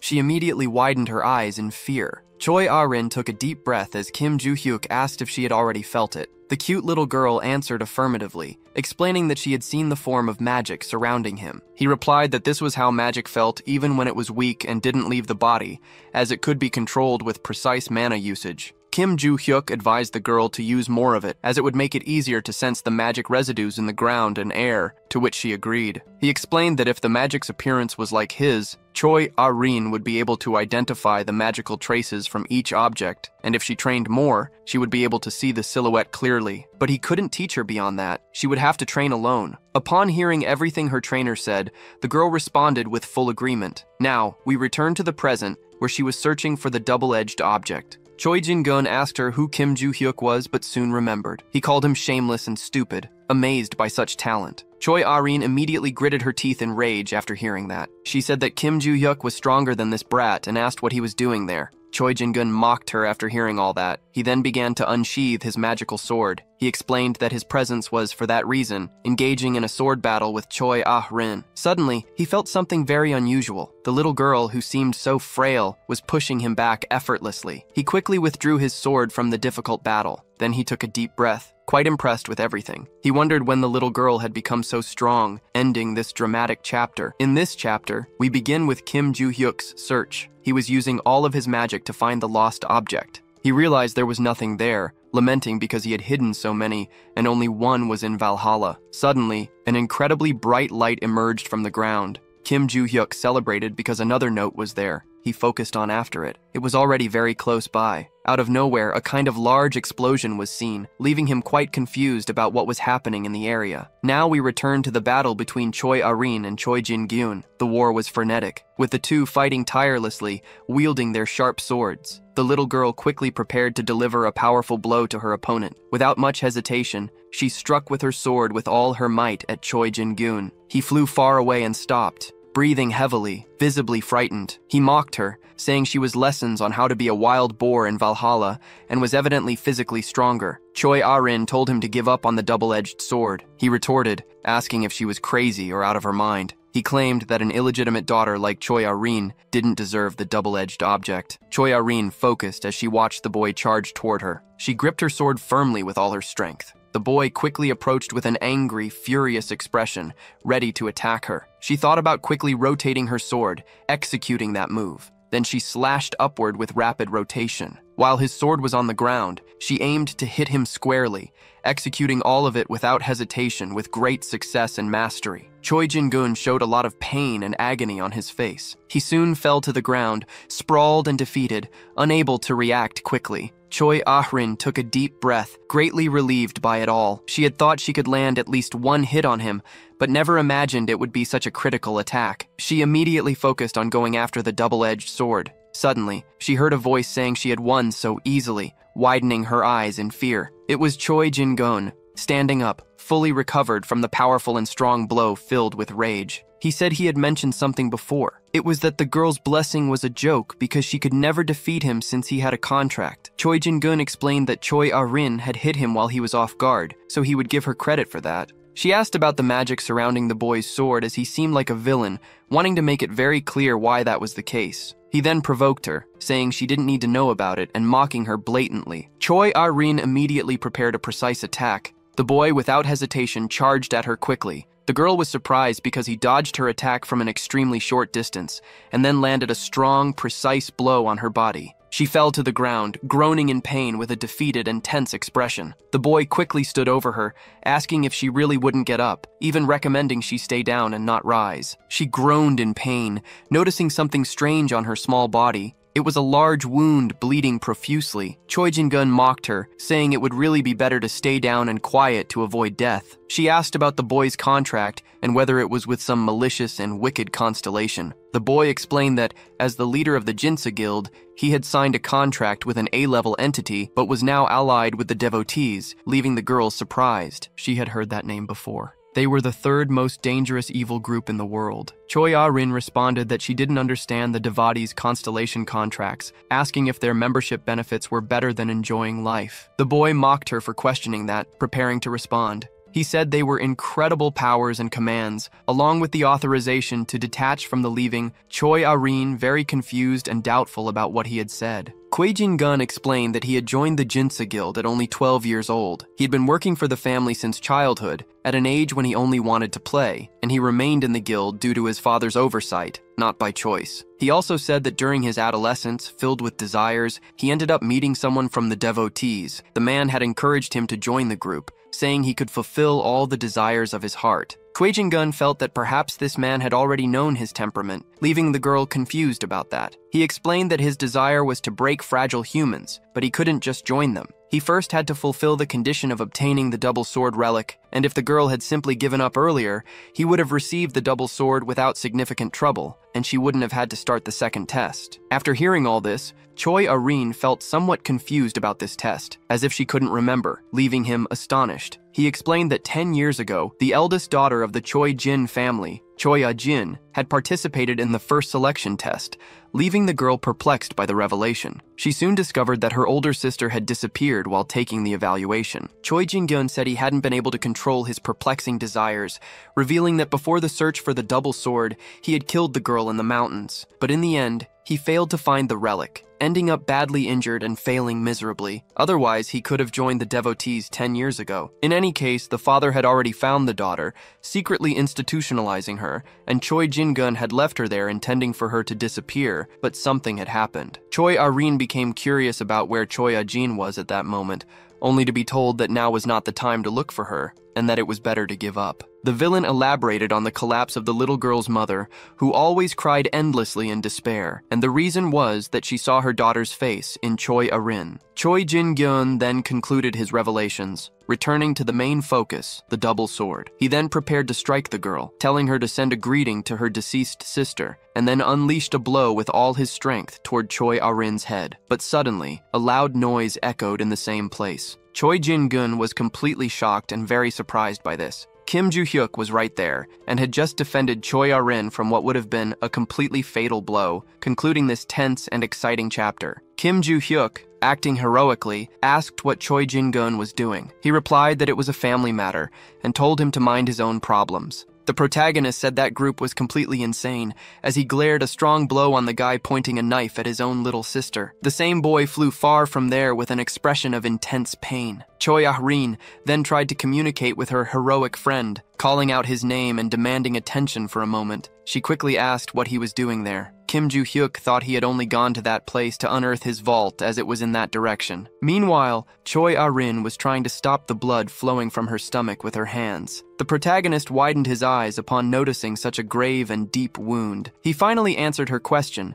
saying he had some matters to handle there, ordering her to step back and gather some magic to heal the wound. She immediately responded affirmatively. Meanwhile, Choi Jin-gun stood up, wondering who that guy who suddenly appeared was, and if he was perhaps the rude student from Valhalla. He reiterated that those matters were family business only. At the same time, he cursed in charge of the protagonist of the story with his huge and sharp sword. He poured all of his magic and strength into it, making it glow with purple mana. But something unexpected happened just as the strike was about to land. It left Choi Jin-gun stunned and deeply impressed. Kim Joo-hyuk can easily dodge the stab without any effort. He then began explaining how to stab someone properly. Choi Jin-gun, he said, shouldn't aim at a stationary target, but should target someone who was moving like himself, while demonstrating this by striking him. The boy screamed in pain and agony, his mouth expelling a vital red liquid after the powerful and potent blow. But Kim Joo-hyuk didn't stop his onslaught at that moment. Choi Jin-gun thought his enemy was pursuing him,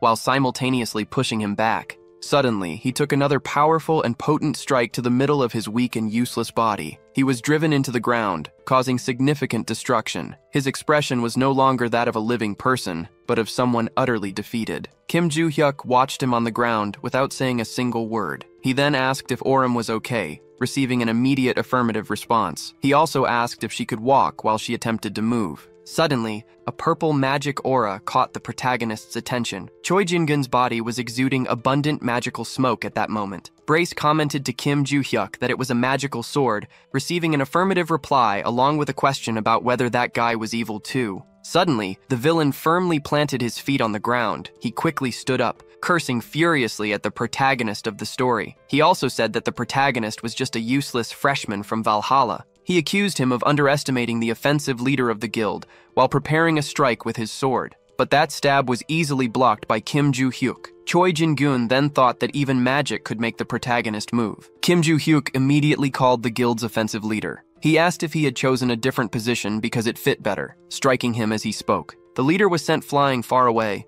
his expression completely battered and destroyed, unable to answer the question. He wondered about the power of that guy since he blocked attacks and even counterattacked, not seeming to be just 17 years old. Choi Jin-gun saw no alternative but to use a trump card. It would have many side effects, but if he kept getting beaten, he would quickly lose. So he thought about using it with the artificial remnants. He could manage a temporary contract with a constellation. Kim Joo-hyuk stared at him while he strategized his victory plan. Choi Jin-gun then began laughing very maliciously and wickedly. He soon revealed all the magic emanating from his body. Suddenly, everyone at the selection test site was in despair as an earthquake began at that moment. A reporter called his friend saying he was seeing something very unusual there. Purple smoke was rising high from the middle of the forest. The family leader wondered what it could be. He concluded it was a magical sword dense enough for everyone to see. Moreover, it was right where the double-edged swords were. Traditionally, he wouldn't intervene in the selection test, but since it was very dangerous, he decided to take action. Meanwhile, at the site, Kim Joo-hyuk and Choi Jin-gun were intensely staring at each other. The protagonist said he was just observing everything, yet the villain increased his magic. Choi Jin-gun responded by cursing and saying it was just an extra effect. He explained that all those things were only part of the power he gained through the temporary contract while threatening Kim Joo-hyuk. Suddenly, the information surfaced that the dragon that kills everyone had already recognized this sacred relic, showing its teeth as if very satisfied. And it had already activated its ability, the eye that penetrates nature. Kim Joo-hyuk observed all that with a very calm and serene expression. Out of nowhere, the dragon that kills everyone widened its eye. It timidly glanced at the protagonist of the story staring at him. Suddenly, the dragon that kills everyone deactivated its eye that penetrates nature, then reactivated it immediately, looking quite jumpy. It was evident that it was overcome by fear. They exclaimed that it had to leave immediately, leaving Choi Jin-gun utterly confused. The dragon that kills everyone declared that it rejected the call of this sacred relic, ending the contract. It reclaimed all its power and quickly fled, abandoning Choi Jin-gun. Kim Joo-hyuk and Choi Ah-ren watched as all its magic dissipated. The protagonist then initiated a conversation between the two of them. Immediately, he placed the tip of his sword against Choi Jin-gun's stomach, asking who would kill whom that exact moment. After that, he delivered a powerful strike with the sword, sending Choi Jin-gun flying far away, screaming in immense pain and agony because of his abdomen. The boy collapsed to the ground unconscious and defeated. The leader of the devotees, the Dragon King Han Nibble, was astonished by what he saw before him. That dragon that kills everyone was claiming it had gotten into big trouble because of him. Yelling loudly, it asked if he wanted to disappear from this moral plane. Han Nibble immediately tried to apologize to the constellation and was promptly slammed headfirst into the ground on his knees. The dragon that kills everyone warned him not to distribute any more artificial relics in the future. Han Nibble responded with immediate affirmation. The constellation also warned him to behave properly. Soon, the great leader of the devotees began to rise from the ground with an expression of great pain and confusion. He wondered what that had been and why the constellation had become so angry and furious. And regarding the artificial relic, he could tell that the brat planted in the Choi Jin family had done something wrong. However, the problematic words of the constellation suggested that it was afraid of something. The leader of the devotees urgently needed to find out what was happening. Now he returned to the dormitory at Valhalla School, more specifically to Kim Joo-hyuk's room. He felt relieved after everything that had happened. He quickly reached into his backpack to grab something, celebrating finally having obtained it. It was the impressive and rare divine arts. Brace seemed a bit confused about it, and Kim Joo-hyuk explained that it was the main reason he had been searching for the notes. He also mentioned that it was an extremely efficient breathing technique to increase magical power. Brace immediately asked about the protagonist's old strategy, which Kim Joo-hyuk dismissed as something he used only when he was an insignificant being. Additionally, he explained that when he had found those divine arts 300 years ago, he couldn't change because they had already been ingrained in his body. When Kim Joo-hyuk fought Barchi, he ended up being defeated because of the horrible breathing technique, which drained his magical power. But now he could start anew with that new body. He decided to stop training his physical body for a while since he needed to learn the divine arts first. Brace then asked about the situation that had happened earlier, noting that Kim Joo-hyuk had left Choi Ah-ren alone with the unconscious villain. The protagonist explained that someone was approaching, so he left in a hurry, but everything would work out somehow. Now we rewind the story, returning to the battle. Choi Jin-gyun was lying face down on the ground, unconscious. Kim Joo-hyuk watched him with a tense and concerned expression. Brace quickly asked if he had killed the villain, to which Kim Joo-hyuk replied that he couldn't kill him because he had already been involved in another incident in Valhalla, compromising everything. However, since there were faint traces of magic, the boy would probably survive, which Brace confirmed positively. Kim Joo-hyuk then asked if Choi Ah-ren could stand up, discovering that she could, according to her, and just as he was about to say something else, he noticed someone approaching at that moment, likely the girl's family on their way, which could interfere with finding the notes. The protagonist then called the girl, and she promptly responded. He ordered her not to strain herself since her family was already arriving, and informed her that he had to leave due to obligations, which she acknowledged. Kim Joo-hyuk told Choi Ah-ren to claim she had dealt with the villain alone in case her group didn't know. He revealed that the boy had lost a lot of energy in the last attack while bidding farewell to the girl. She said she understood everything, bidding him farewell and planning to see him again at school. Now he returned to the present, concluding the protagonist's memories, as he continued to plan something regardless. He wanted to retrieve the inventory stones as soon as he mastered the divine arts, since last time he couldn't absorb all their magical power. But up until that moment, he just wanted to rest for a while. Now he returned to the Trojan family province. The family leader was gathered with several people at a table at that moment. He said that thanks to the press present at the selection test site, news articles had been published very quickly. He found out that most people had already read them. One of those articles stated that the Trojan family was a joke. Another claimed that the group had ties to the devotees. The family leader was very concerned about the chaos, stating that he couldn't believe there was a malicious infiltrator in the Trojan group. Furthermore, he revealed that an official letter had been released by the association with a declaration from them. He said that something similar had happened to the Ventric family,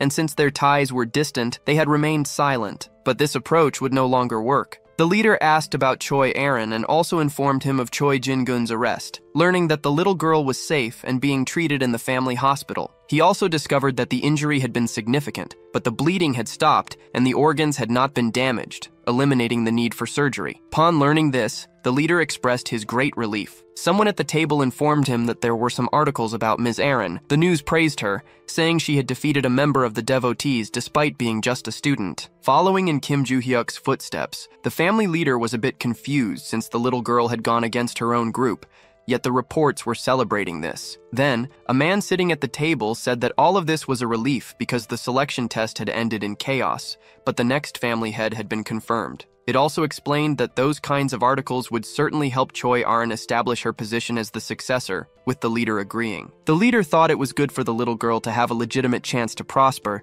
but defeating Jin-gun on her own raised many strange suspicions. At this point, we can go back in time to the leader's memory. It was when he and his assistant saw Choi Arin sitting in front of Choi Jin-gun. She explained that her brother had chased her with dark magic, which was why she had knocked him out. The leader questioned how Choi Arin had done that, as much magical power had been seen emanating from the mountains. Meanwhile, the girl was lifted by the assistants. She quickly responded that Kim Joo-hyuk had taught her that. Now, return to the present with the family leader. He was reading articles about the protagonist and thinking about him concluding this tense and enigmatic chapter. We begin this chapter at the mega school of Valhalla. Kim Joo-hyuk had just arrived in his classroom at that moment. Suddenly, he saw something that caught his attention. It was Choi Arin sitting quietly and calmly in her chair. He thought she would still be in the hospital, but she seemed completely fine. She then turned her head toward him. She waved at him shyly with a small, happy smile on her face. A boy wondered if that smile was meant for him, but Kim Joo-hyuk brought him back to reality with 2 quick illusions. Now, we go back a little in time to the protagonist reading his notes. Suddenly, he heard a familiar noise, becoming very alert. It was Choi Arin, informing him that she wouldn't be able to train for a while, which was expected given how much blood she had lost.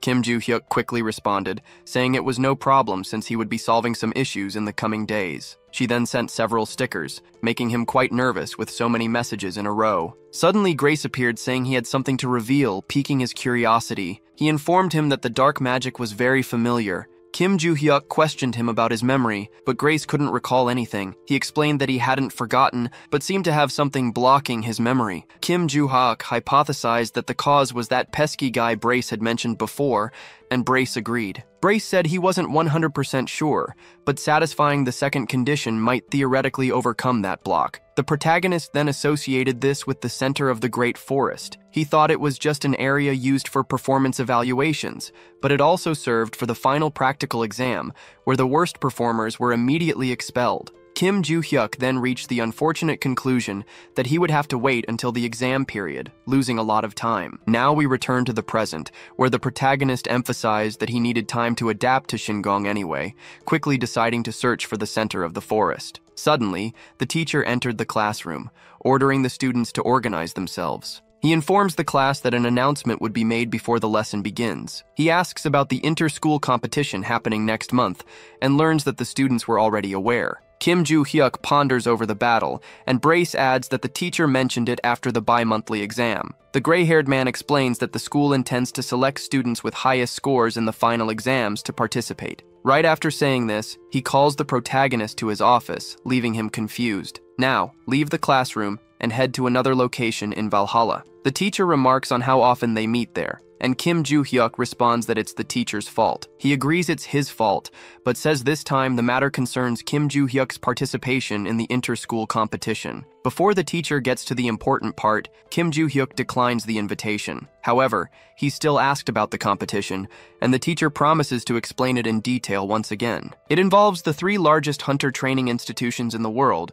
including Valhalla in Korea, White Lotus in China, and the impressive Heroes in the United States of America. Each selects several first-year students to represent them in a competition involving combat, maze escapes, and various other challenges. For this reason, Valhalla plans to send those who scored the highest in the practical exam. Kim Joo-hyuk then shows clear disinterest in the matter. The teacher tries to explain the benefits, but Kim Joo-hyuk says he's not interested in money or similar rewards. He reaffirms this, though the teacher doesn't seem too concerned. The teacher then brings up the Great Forest Center in the conversation. catching the boy's interest as it is the location of the final exam. The teacher explains that since the final task is at Valhalla, it will involve entering the Great Forest's center, essentially bypassing the winners of the last exam. However, if someone fails to complete it, they will have to attempt again during the final exams. After hearing this, Kim Joo-hyuk confirms his understanding. He then announces his desire to participate in the inter-school competition. Now we shift to the vast Ventrix estate,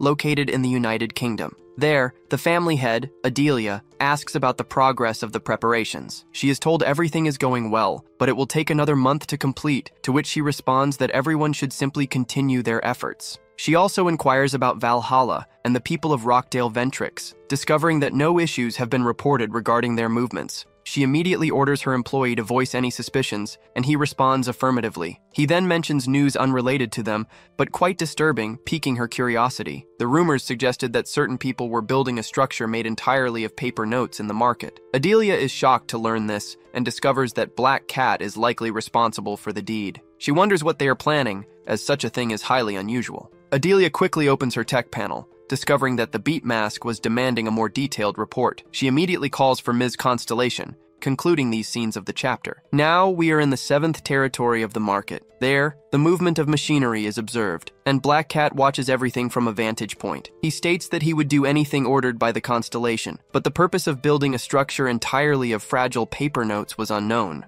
Then someone appears, revealing that it was a gift to be given, tensely ending the chapter. Black Cat immediately asks why he was ordered to build a structure entirely out of money. The two-faced ruler replies that it was a gift, making the little black feline very curious about who the grand gesture was for. He starts to think of someone, but keeps it a mystery for now. The two-faced ruler then asks if he has found the boy who sold the rings. Black Cat replies negatively, explaining that the seller didn't leave clear characteristics of the boy. However, since the deed's contact information was recorded, the search is being conducted using all available records. The Constellation, upon hearing this, urges haste, making the feline respond affirmatively, visibly tense and desperate. Now we leave that scene and move to the staff room in Valhalla. The gray-haired teacher is seen struggling to sort things out. Suddenly, Lee Sang-kyul enters, asking if he has chosen all the members for the competition, to which he responds affirmatively. Lee then requests the list of selected students. He discovers that apart from Young-jin, all the participants are from the gray-haired teacher's class. He is surprised to see Kim Joo-hyuk among the participants. The teacher explains that the boy initially didn't want to join, but when he mentioned the Great Forest Center, his opinion changed suddenly. Lee Sang-kyul finds this very strange, noting that most people hesitate upon hearing about it, and the teacher fully agrees. But it was unlikely that he didn't know what the center of the Great Forest was, even if he slept through all the lessons, as everything was explained clearly. Lee Sang-kyul then fought out the Room of Constellations, highlighting Kim Joo-hyuk's ulterior motives for being at the school. He soon asked if it was okay to gather all the students for training, receiving a positive response, and the professor arranged a schedule. After that, the two parted ways in a tone of friendship and camaraderie. Thus ended the conversation of this scene in the chapter. Now we can fast forward a few days to the small auditorium at Valhalla. There was the muscular Oh Se-hyuk, the powerful, fearless, and impressive Yoo So-hyun, alongside the cute and strong little girl Choi Ah-rin, plus Do Young-jin, who wasn't part of the gray-haired professor's class, and our beloved protagonist Kim Joo-hyuk. Suddenly, Lee Sang-kyul entered the auditorium where all these prodigious students were gathered. He immediately noticed the 5 selected students were present. He said it was a pleasure to meet them and introduced himself as their combat instructor. Lee Sang-kyul explained why the students were there and that he would later describe the training they would undergo. There would be a total of 3 trials to complete. The first was a duel between students, very similar to the entrance test at Valhalla. The second trial involved a team battle with the 5 school members competing against students from other schools. This test emphasized the leader's situational adaptation skills, as all teams would be fighting simultaneously, according to Lee Sang-kyul. The third trial involved the center of the Great Forest, which greatly intrigued Kim Joo-hyuk. Due to the final exam being brought forward, Lee Sang-kyul couldn't provide much information, only stating that the center of the Great Forest was a fearsome labyrinth. As the name suggested, the place had many trees and an extremely secure gate designed to block anyone, allowing entry only to authorized personnel. All Lee Sang-kyul could say was that each group would enter the center of the Great Forest, with instructions given on the day itself. Even with limited information, everyone understood. He decided to proceed, explaining the team battle specifications and format, as there wasn't much else to elaborate on. He expected everyone to have some knowledge, given their experience with the dungeon raid, while Kim Joo-hyuk pondered the vague explanation about the Great Forest. Since there was a barrier he couldn't just enter, it wasn't that simple. Thus concluded the initial explanation and the protagonist's line of reasoning. After explaining the team battle, Lee Sang-kyul also outlined the training process. Before proceeding, he asked if the group had any questions, and the only one to raise his hand was Kim Joo-hyuk. Once authorized to speak, he asked if there was any issue with training alone. Lee Sang-kyul replied that it didn't matter, as the boy could train however he wished. After answering, he again asked if anyone else had questions, and this time, only the cute little girl raised her hand, also expressing her desire to train alone. Lee Sang-kyul found it very strange that both Kim Joo-hyuk and Choi Er-rin wanted to train alone, but he agreed anyway, and asked if anyone else had the same intention. As the others remained silent, Lee Sang-kyul assumed they didn't.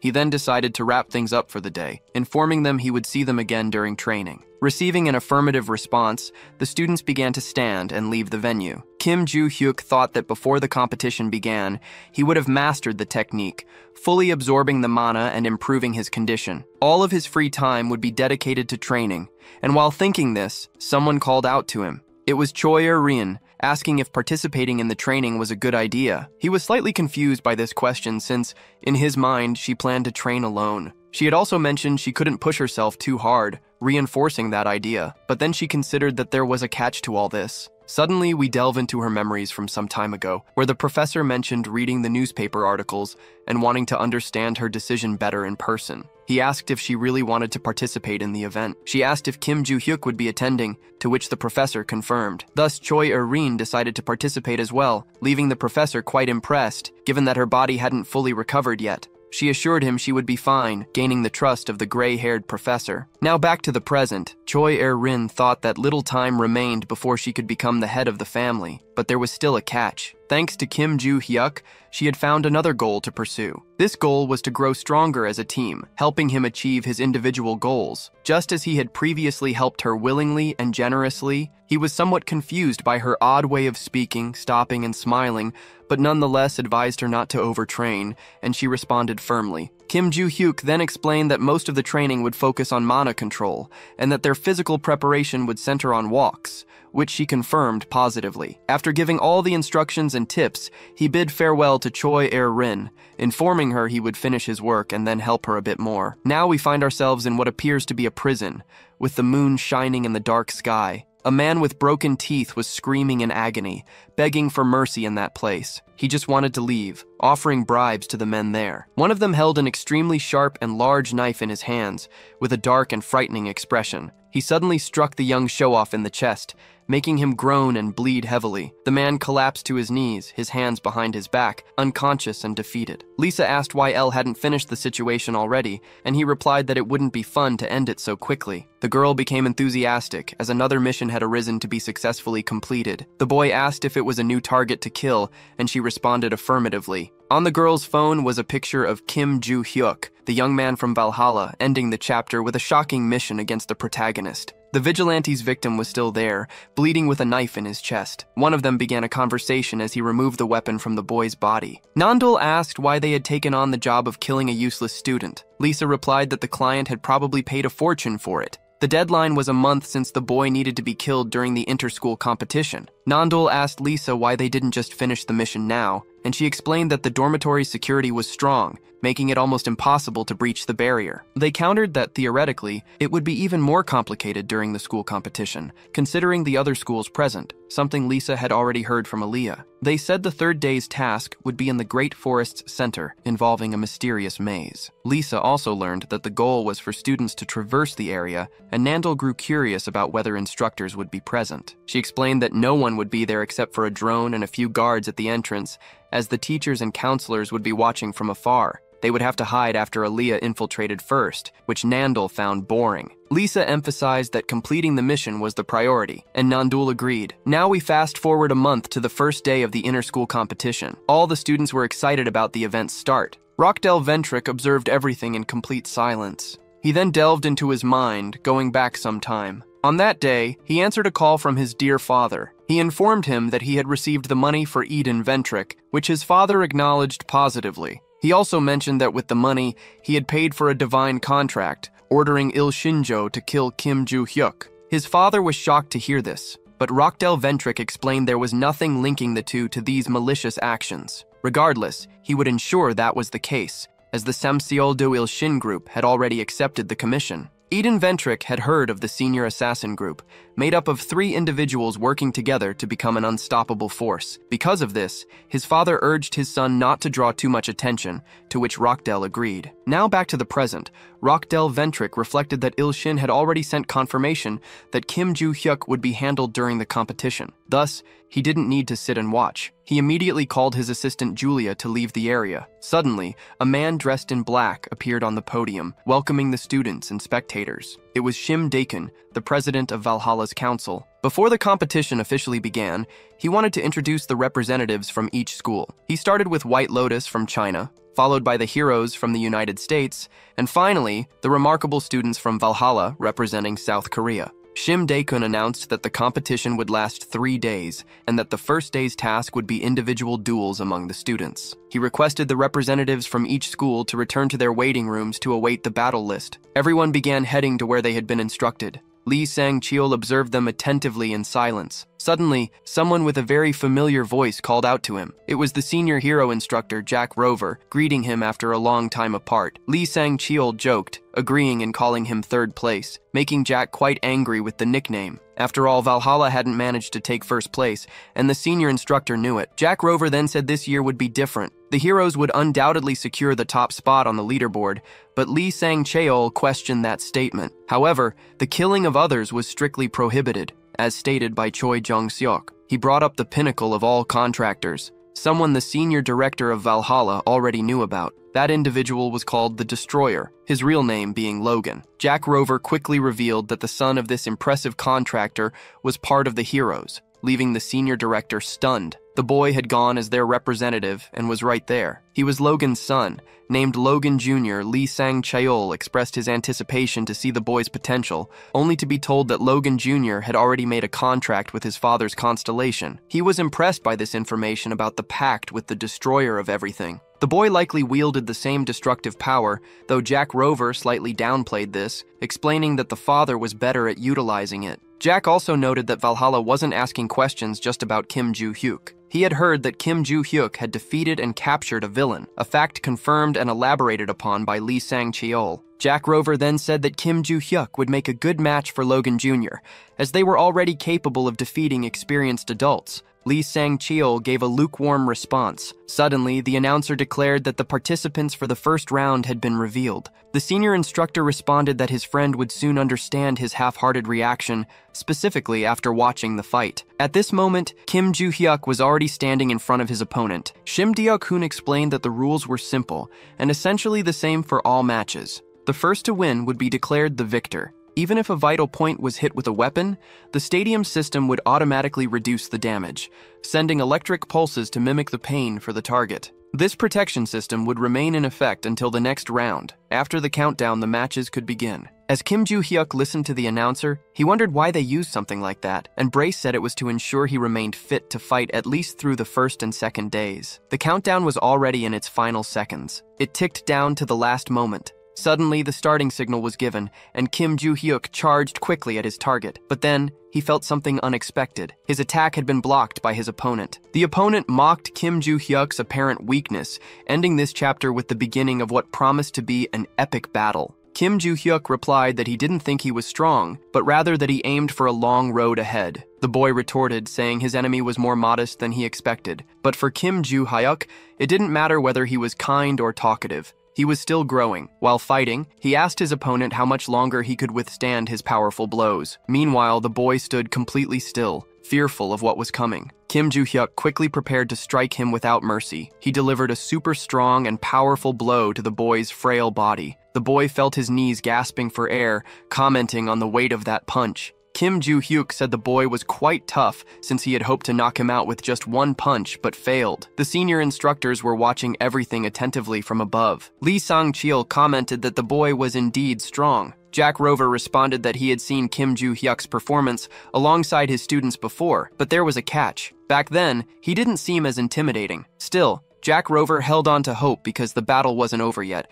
and Logan Jr. hadn't used his destructive power. Logan Jr. was already preparing his magical attack. Kim Joo-hyuk observed him calmly without hesitation. Meanwhile, the attack drew closer and closer to his head, even ripping out a few strands of hair. Kim Joo-hyuk remained highly alert as he realized the potency of the magic. He immediately counterattacked his opponent, who had become overconfident. Afterward, Kim Joo-hyuk noticed the missing tufts of hair on his head, recognizing that this was likely some form of destructive ability. Meanwhile, Logan Jr. felt as though he was about to faint, even after only 2 hits to his stomach. He thinks that if he couldn't perfect the destruction skill, there would be no reason to use it. But he quickly reconsiders this decision because he still had another option to follow. Suddenly, he places his hands on the ground, absorbing a significant amount of magic. The ground couldn't withstand the pressure and quickly began to crack apart. Kim Joo-hyuk wonders what that could be and why the boy is destroying the concrete in the area. Then, he begins to put his plan into action. After stomping hard on the ground,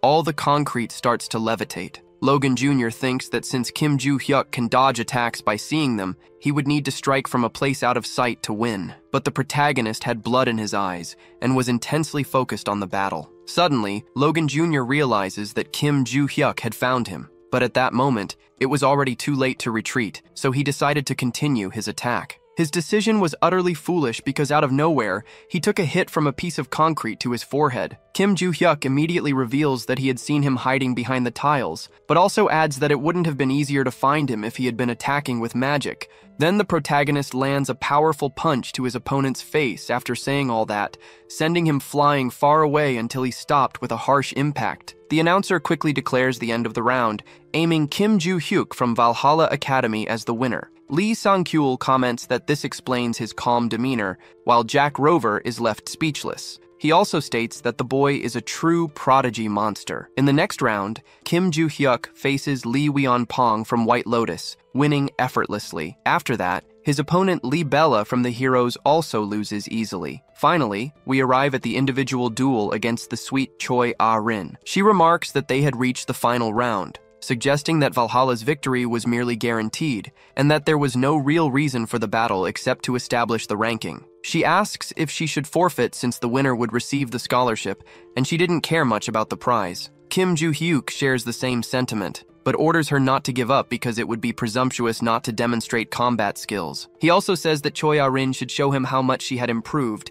Then Kim Joo-hyuk commands her to attack, saying he would consider her injury. The girl immediately responds affirmatively, preparing to strike. She grips her sword tightly and charges at her friend and trainer. He too was eager for the battle. After the fight, the announcer appeared stunned and tense. Jack Rover and Lee Sang-kyul were also shocked by what they witnessed. The students from Valhalla watched in awe. Kim Joo-hyuk had just delivered a powerful blow to Choi Ah-rin, who lay on the ground. The announcer quickly declares Kim Joo-hyuk the winner of the individual duels in that year's inter-school competition. Brace criticizes the protagonist's cruel actions, reminding him he promised to go easy. He responds that he had held back by not hitting the girl's abdomen. Kim Joo-hyuk says forcing her to fall face first to the ground was an improvisation, leaving his mental adversary confused. He then explains that the girl's sword trajectory had tilted toward his stomach, so he had forced it downward, making it clear. Kim Joo-hyuk realizes he had grown significantly stronger, marveling at the evolution of his mana and noting he could now reserve some of it. He also noticed something else. Choi Ah-rin had improved significantly. This concludes this part of the intense chapter. Now was my time with the moon shining in the dark sky. Lee Sang-kyul congratulated Valhalla's team at that moment, also asking if everyone was okay, to which they responded affirmatively. He explained that thanks to the protection system, they were unharmed, though a few scratches could be seen, recommending they check themselves thoroughly. He also announced that he would provide additional information about the next day's formation. Kim Joo-hyuk thought that waiting longer to go to the Great Forest Center was a huge waste of time. Lee Sang-kyul then informed them that the team meeting was over and ordered them to rest, to which they agreed. He immediately left the area. Suddenly, someone called out to him from behind. It was the prodigious and powerful Kim Joo-hyuk. The instructor quickly asked if the boy was curious about something, and he responded affirmatively. It was about the group battle the next day. Kim Joo-hyuk wanted to know if, upon completing the test, he could head straight to the final trial in the Great Forest's center. Lee Sang-kyul said that this had never happened before, so he would have to check the rulebook. He quickly informed Kim Joo-hyuk that there were 2 clauses, piquing the protagonist's curiosity. The inter-school competition committee assigned only 1 basic trial per day to students, but there were exceptions. Lee Sang-kyul then began to recite 2 rules to the boy. The first was about finishing the task before the allotted time, and the second involved appropriate battle conditions. Kim Joo-hyuk asked about his professor's criteria. He questioned whether, if he completed everything correctly, he could move on to the next trial. Lee Sang-kyul responded that if the boy finished early and went to the teacher's room, it would be fine to start the challenge in the afternoon.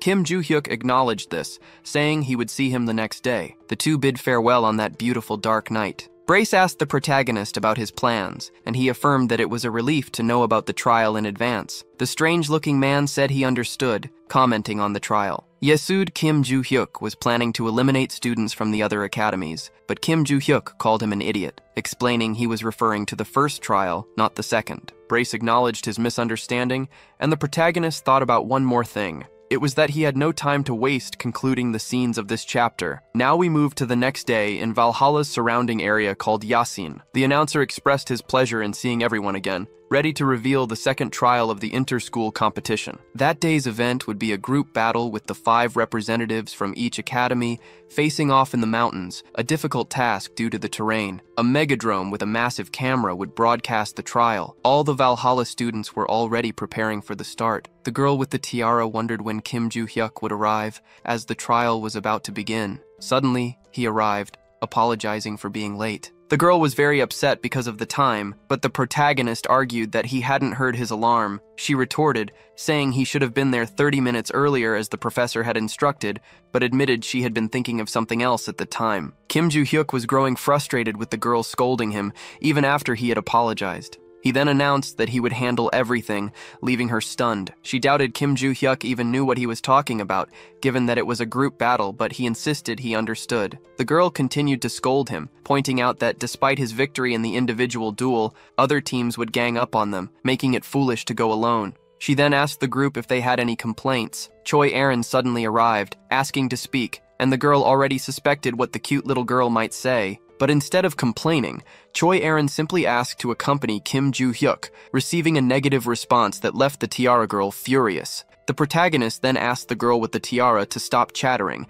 leaving her confused. He explained that he had another game to participate in during the afternoon, while the countdown for the trial's start began. The girl grew angrier and more confused about what he was saying. Kim Joo-hyuk didn't respond, claiming she talked too much, and besides, only 3 seconds remained before the trial began. He simply wanted to prepare for the center of the Great Forest. Then the trial finally started with the White Lotus team fully prepared for battle. Suddenly, they were startled by the arrival of the protagonist who had found them. The group leader panicked, as it was the boy from Valhalla standing before them, demanding their readiness. Kim Joo-hyuk mocked them, saying he was impressed with their reaction time. The White Lotus team was soon eliminated, leaving Logan Jr. stunned and confused. The team was already out of the game just 10 minutes into the battle. Logan Jr. thought that the cursed Valhalla students must have gone straight for the White Lotus team, acting quickly to avoid being attacked first. Suddenly, a teammate called out to him, reporting the detection of magic in a specific direction. Logan Jr. quickly asked if it was the Valhalla group. He was told it wasn't a group but a single person. Logan Jr. then ordered Luke and Dane to maintain the magical shield, and they promptly complied. Melissa's role was to prepare enhancement magic, and she also responded affirmatively. Debella was ordered to reinforce their shield, though she was already doing so. The group appeared very powerful after all their preparations. Melissa questioned the necessity of all of this, considering it was only a solitary threat.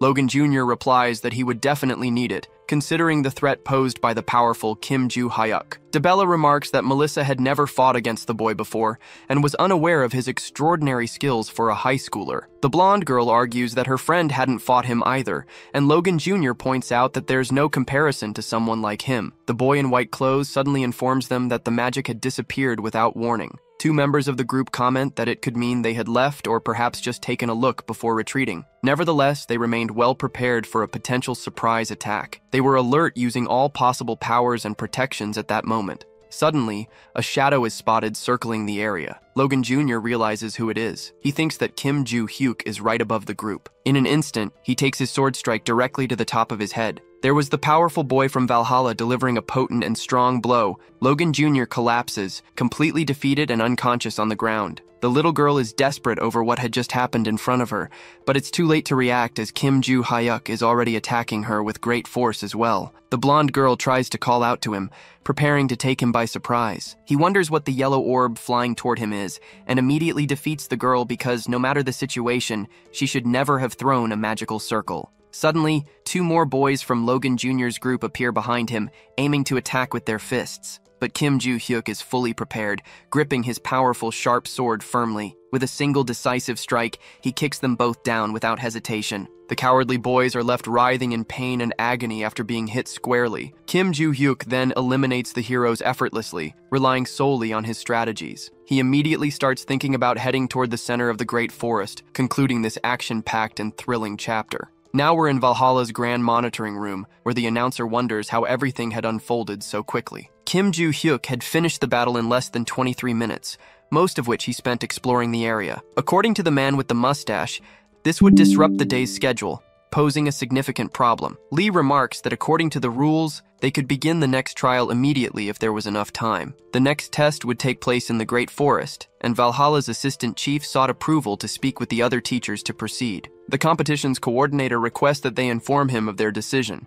which they affirmatively agree to do. Lee reflects that Kim Joo-hyuk is both fearsome and cunning, likely having inquired about this possibility because he knew such situations could arise. He and his close friend Jack Rover begin to leave the area. The leader of the heroes agrees to proceed with the trial, but notes they still need to speak with the White Lotus instructors. He finally became convinced after watching the group battle and believed the outcome wouldn't change even if the tests were postponed. Now he understood why his friend had referred to Kim Joo-hyuk as a true warrior monster. Lee's sanctuarial acknowledges all those words shared by his friend. The two then decide to speak first with the White Lotus group leaders, concluding this chapter's partnership and camaraderie section. Now we're in Valhalla's rest area. The troublesome girl contemplates taking the initiative, considering the teacher had made her the group leader, but in the end she hadn't done anything useful. Moreover, she had lost to Choi Ah-rin in the individual matches the previous day, likely because the girl had trained with Kim Joo-hyuk. At that pace, she would definitely fall behind, but she was determined not to let that happen. She considers setting aside her pride and asking Kim Joo-hyuk to teach her all his impressive tricks and techniques. Suddenly, someone arrives, calling the student representatives from the academies. He announces that the next day's survival test in the labyrinth had been moved up by a day and would now take place that same afternoon at precisely 1 p.m., without delays. Choi Ah-rin thinks that things happened exactly as Kim Joo-hyuk had predicted, while the announcer instructed the organization of groups for the final evaluation. But suddenly, the protagonist declares he has something to reveal to his group. He immediately announces that he would go alone to the center of the Great Forest,